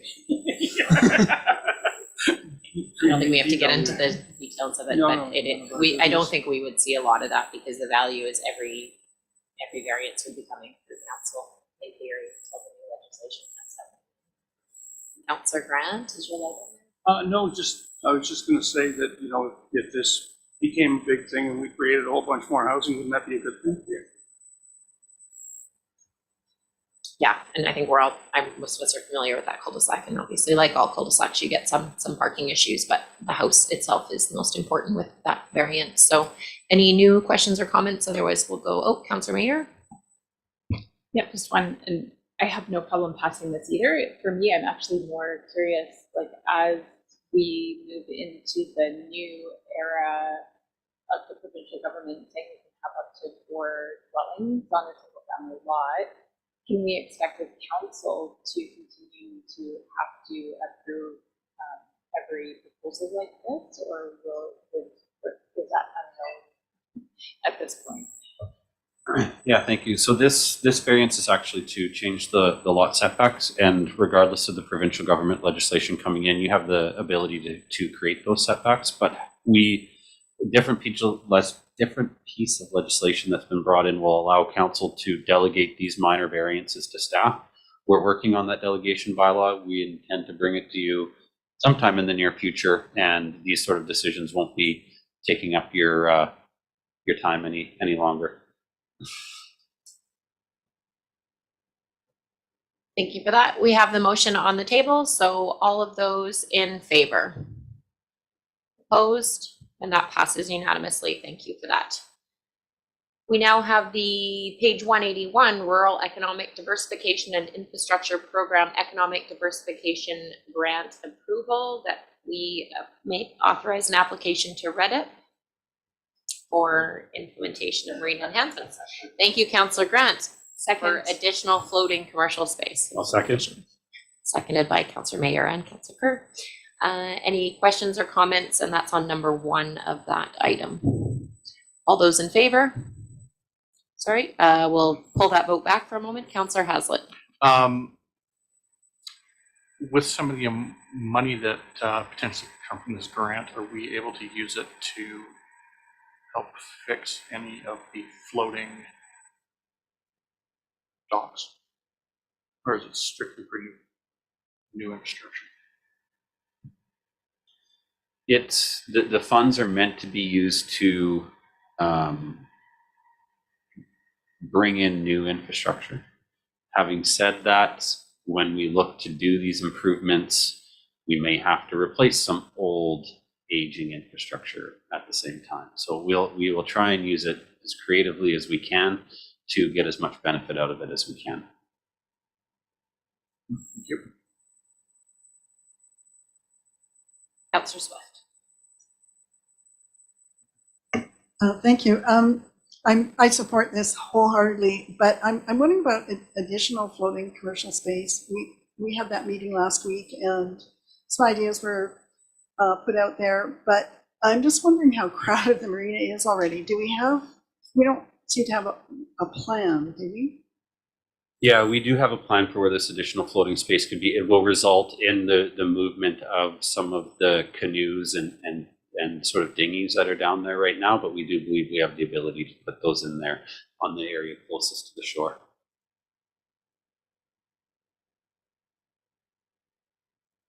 Any other questions on number 1 for the $1 million grant to be put through? All those in favor? Opposed? And that passes unanimously. So part 2 is that the town look at covering any overages, which in the report it mentioned would be, I believe, up to 20% if needed, and only if needed. Any questions or comments? Sorry, can I get a mover of the second part there? Move.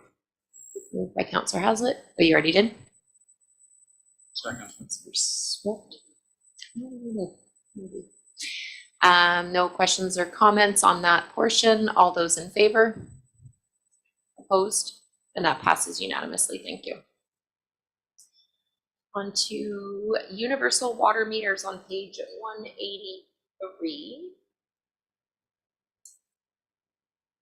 So there are 3 recommendations from the Chief Administration Officer. Those are optional. We can also just receive the report. Motion. So there's a motion from Councillor Grant to receive the report, seconded by Councillor Haslett. So open for questions or comments on the report itself or on just moving for receipt. Councillor Haslett. Currently, are we installing water meters whenever infrastructure is being updated to a house? Is that correct? That would be correct. So this would look at more of the overarching. I believe it's about a third to 40% that are not done currently. And New houses are done. how often is that infrastructure being updated? is that like how often a water meter lasts for? Like how often? Yeah, how often does it last for, and The how life often are we cycle. going in and changing these? Life cycle of a water meter. The water meters last for about 25 years. The battery could go in about 10 years, so we replace those. We're upgrading those. All new infrastructure, all new subdivisions are required to have a water meter. Whenever we do capital upgrades to existing roads, we install water meters at that time. Or if the public works crew needs to go in and do any type of maintenance on the existing water service for a leak or what have you, they'll do an upgrade and install the water meter at that time as well. Thanks, and just a quick follow-up. If we didn't do everything in one fell swoop, how long would it take us to update all the infrastructure with water meters with the town going in? Sorry, let me rephrase that. If we didn't go in and do this right away, how long would it take us to update everything to a water meter? I would say probably about 20 years, because the roads usually last for about 20 years for asphalt surfacing. And a lot of these that we have, the water meters that we put in are mostly for single family. A lot of these that we need to be installing are for multifamily. So those are a little bit more difficult to put in.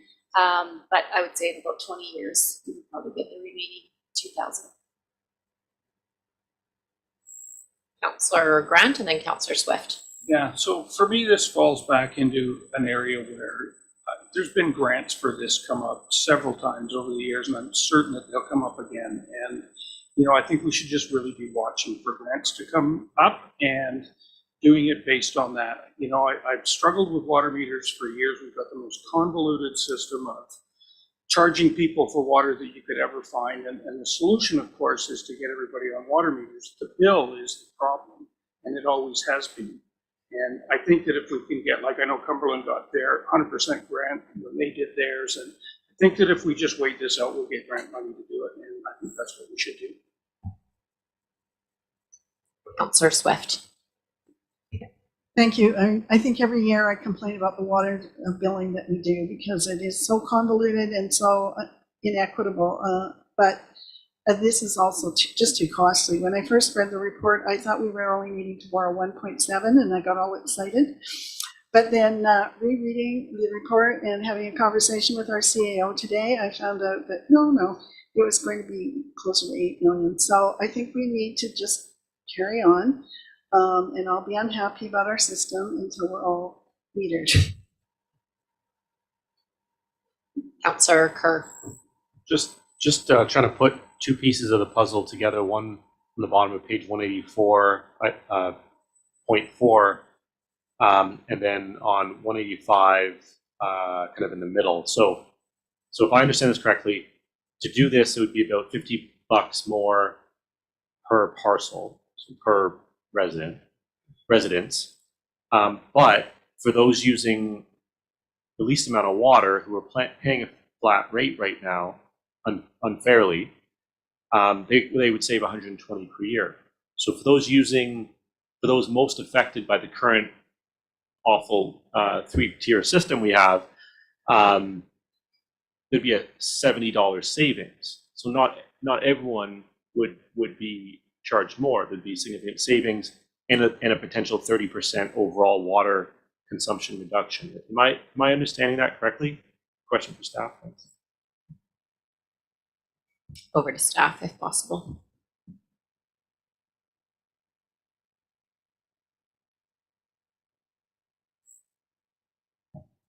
So section 4 is dealing with people who don't have water meters. So they're paying the flat rate, which is $4.95. So if they went on a metered rate and the average that they would be using, and if they paid that metered rate, they could save the $120 per year deducted from their flat rate amount that they're paying now. That makes sense. Think about that one and we can go back Yeah. if we need to it. So Councillor Grant. So, but if I remember correctly, you can request to get a meter if you want one. And of course, what happens is everybody that doesn't use much water, I'll request them, and everybody that uses a lot doesn't, right? But it's all a flaw in our system, right? For sure. But I think I'm not Do we still do that? If somebody wanted to actually request a meter, they could get one? Yeah, it's quite the interesting system, and it's obviously not equitable, but as Councillor Swift said, it's the one we have right now. And I think even though it would be a great thing to do and to look at water usage going down, it is cost prohibitive to have a $50 levy on every house, even those who are already on it. It's across the board. I'd vote against or just receiving the report at this time and just seeing. I know we've applied for a lot of grants and we may or may not ever get one, but we don't know what's going to come in the next couple of years, as the province may encourage us to go this route as they have awarded Cumberland. Councillor Hazlitt. If you felt, again, a question for staff, please. If you felt that you weren't using a lot of water and you were on the old system, is there a way that you could find out from town hall whether or not you were using less? Or is it just maybe? If you have, Gosh, you can correct me if I'm wrong, but if you have a water meter, you're not necessarily on the metered rate. And if you have a water meter, yes, you can get your MXU number and you can look it up and find out what your usage is. But if you don't have a water meter, there's no way of telling. It's just No. turning on the taps, now comes the water.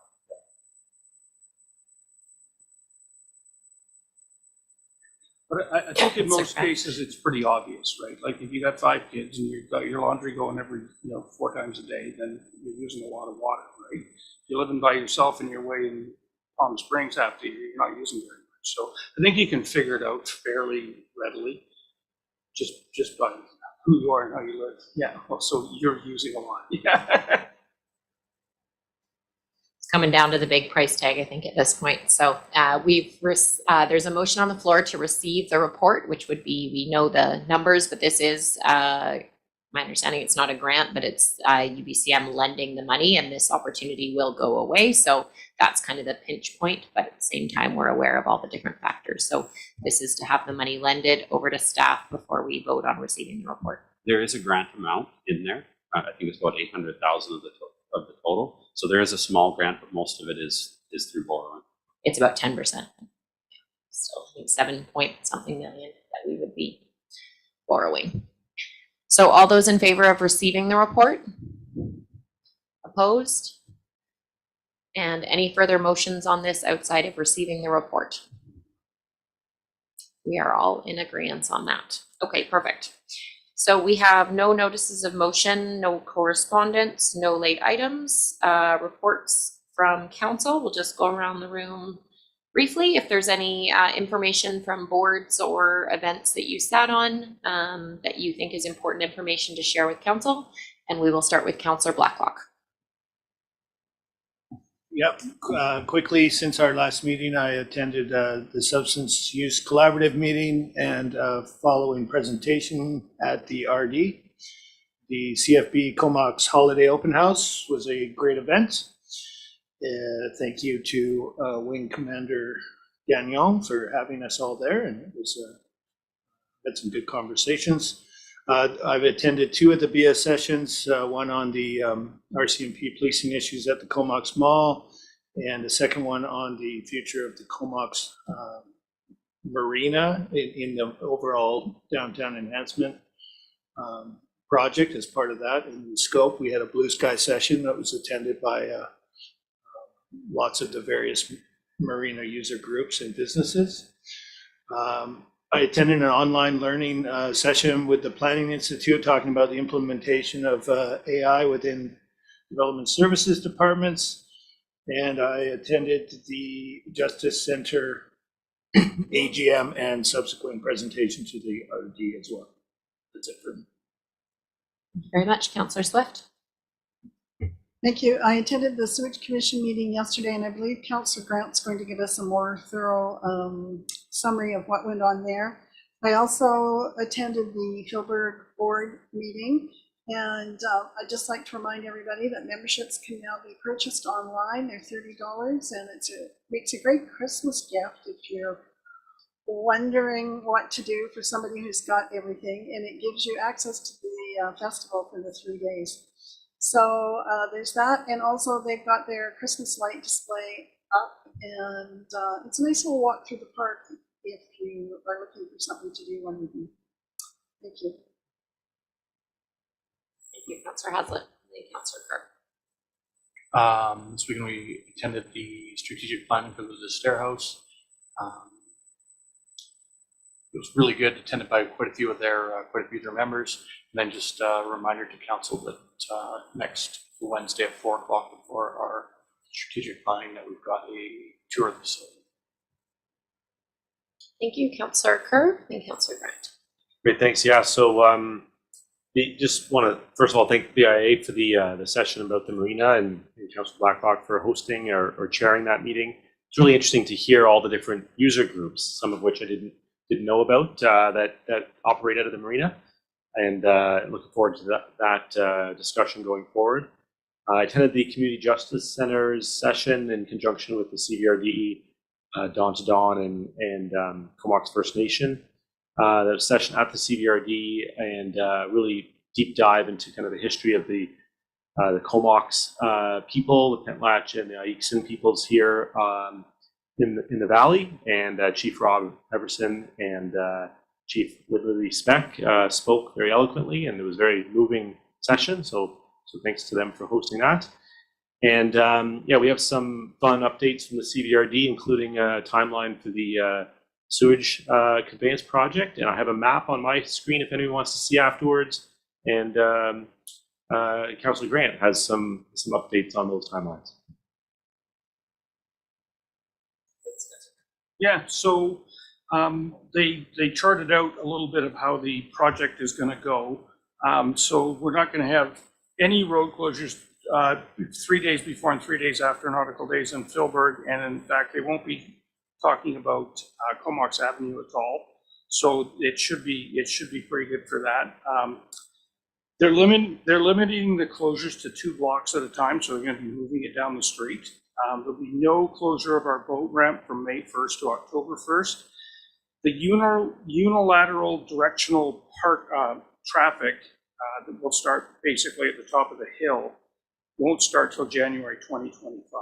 And they're still working on the plan to make sure that that's going to work out properly. There's still some things that need to be tweaked. If you live in Emerald Shores, for example, you don't want to have to drive all the way through Campbell or through Courtney and all the way back up just to go to the mall. So they're trying to work out some ways around some of those things. And of course, Back Road is really discouraged from being used as a route to get through. And so there's some issues with that they're still working out. So it should kick off in January of 2024, and it should start at the Comox pump station and then work out towards Lazo to start with. So we'll get a bit of a rundown. They'll start doing some communication stuff probably next Christmas as the unidirectional traffic starts to flow. So that's just a little bit of an update. We can ask them to come and give us a little bit of an update once they get a little farther along in their thinking as to how it's going to go. But I think that, I think it's going to be painful, and I think it's going to be a bit painful for everybody. I think Courtney might be in for a bit of a surprise as to how much traffic goes down Ryan Road and how much ends up going down Back Road. And I think that could create some problems, but at the end of the day, there's really nothing you can do about it. So they're going to start going, as I said, Jane Place, and they'll also start at the Comox pump station down by Couscous, and they'll be working towards bringing it together. But there shouldn't be too much traffic until about 2025 for that. The other thing we talked about last night was the artificial turf field. So the bill for that came in at just under $6 million.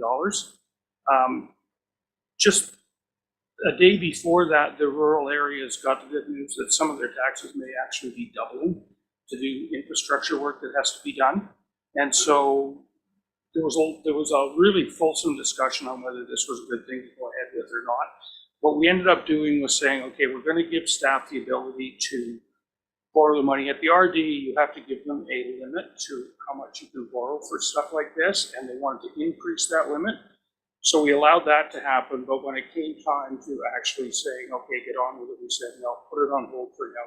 To know more about our taxes and what we're doing as we move through, because the rural areas they're going to get hit really hard this year. So.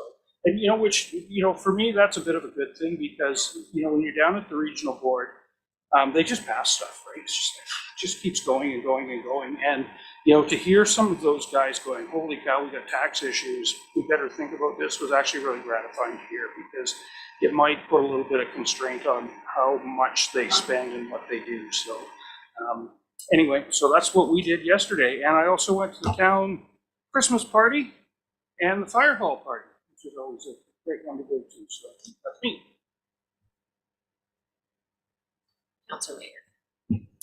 Thank you. We had the Comox Museum AGM where we said thank you to some outgoing board members and brought some new folks on. If you're into buying annual passes, you can also get an annual pass for the museum. And this coming weekend, they're having a bit of an open house. They've got some really nice local merchandise for sale that is new. And they're offering like free drinks and stuff like that if you want to go in and check it out. I was sad to not be able to join the session on the marina, but I was at a food policy council meeting. And I also had a food policy subcommittee meeting, I think the week before. Many of us were at the Festivus lighting. That was really fabulous. I was at the Regional Parks and Trails meeting, the CBRD Parks and Trails meeting. We did a really great visioning session, and that will be going out to public engagement very soon. So if that's something you want to tell people about, it'd be great to get lots of good input on that from people. I attended a small scale food processor association meeting at Rad Brewing. They are doing a really great program that supports women specifically in accessing venture capital. This is kind of like a business development program for women.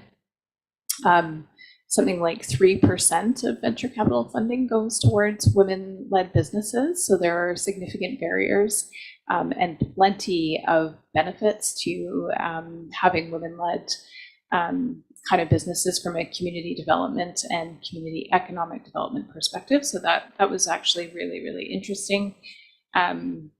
And then, of course, there was the staff Christmas party, and I also managed to attend the Santa parade in Courtenay, which was fun. That's it. Thanks.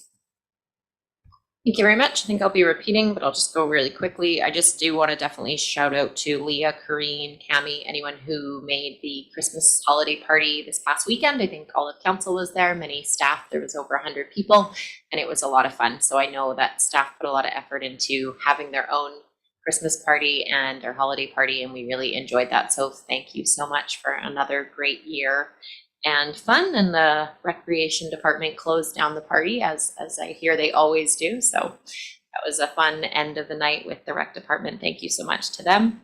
Attended the Comox Valley Christmas parade this past weekend in the Comox car, and that was a lot of fun.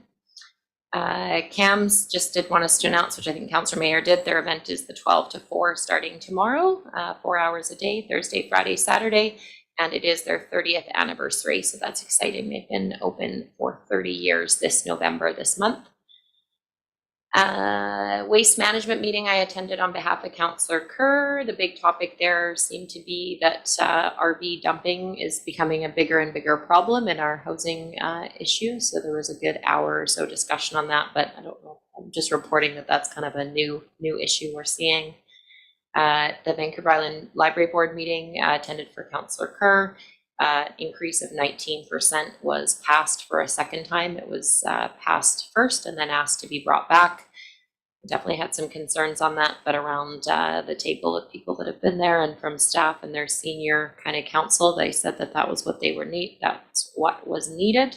The concern is definitely that they're taking on more of a role as far as what they play a place in the community as a warming center, etc. So a little bit alarming, but seems to be across the board. We're seeing these massive cost increases, but personally, it would have been nice to see a little something more palpable than 20%. But there's 42 communities that are part of that board, so it's hard to have a strong voice on their budget. Attended a leadership lunch with other mayors, Chief and Colonel Wing Commander Gagnon, as well as the 19 Wing Christmas party, holiday party. And the most important thing they wanted us to know was just to save the date for when they have their 100th anniversary. That's going to be May 18th. They are expecting 10,000 people or more to come into Comox for that large event. So that's the RCAF show, and they think it's going to be a very big year. So something to consider happening in May. And attended the Air Gateways to Downtown Comox session with Councillor Blacklock. Unfortunately, I missed the harbor one being out of town, but the Airways conversation was really interesting. And it was something that we have the longest runway on Vancouver Island, which I thought was kind of neat and interesting based on being an Air Force airport that's managed by CFB Comox. And Harbor Air was a big part of that conversation. They're still very interested in being here all year, which I learned they used to be 8 or 9 years ago, which I didn't realize they had been in past. And they are the second largest float plane company in the world and the first to offer an electric plane that's coming. So just kind of cool things that are happening in and around Comox that I think are kind of unique, and we're obviously changing, but there's been lots of meetings that I went to that I just learned new things that are happening where we're like first or second in the world in something, which I think is kind of cool and unique considering we're a town of 14,999 people still. So thank you so much. And if there's no questions from the media, any public questions? Good, thank you. You stuck with us, that's great. And so with that, we'll move adjournment, please, at 8:32. Seconder, all those in favor? Thank you to everyone for staying into the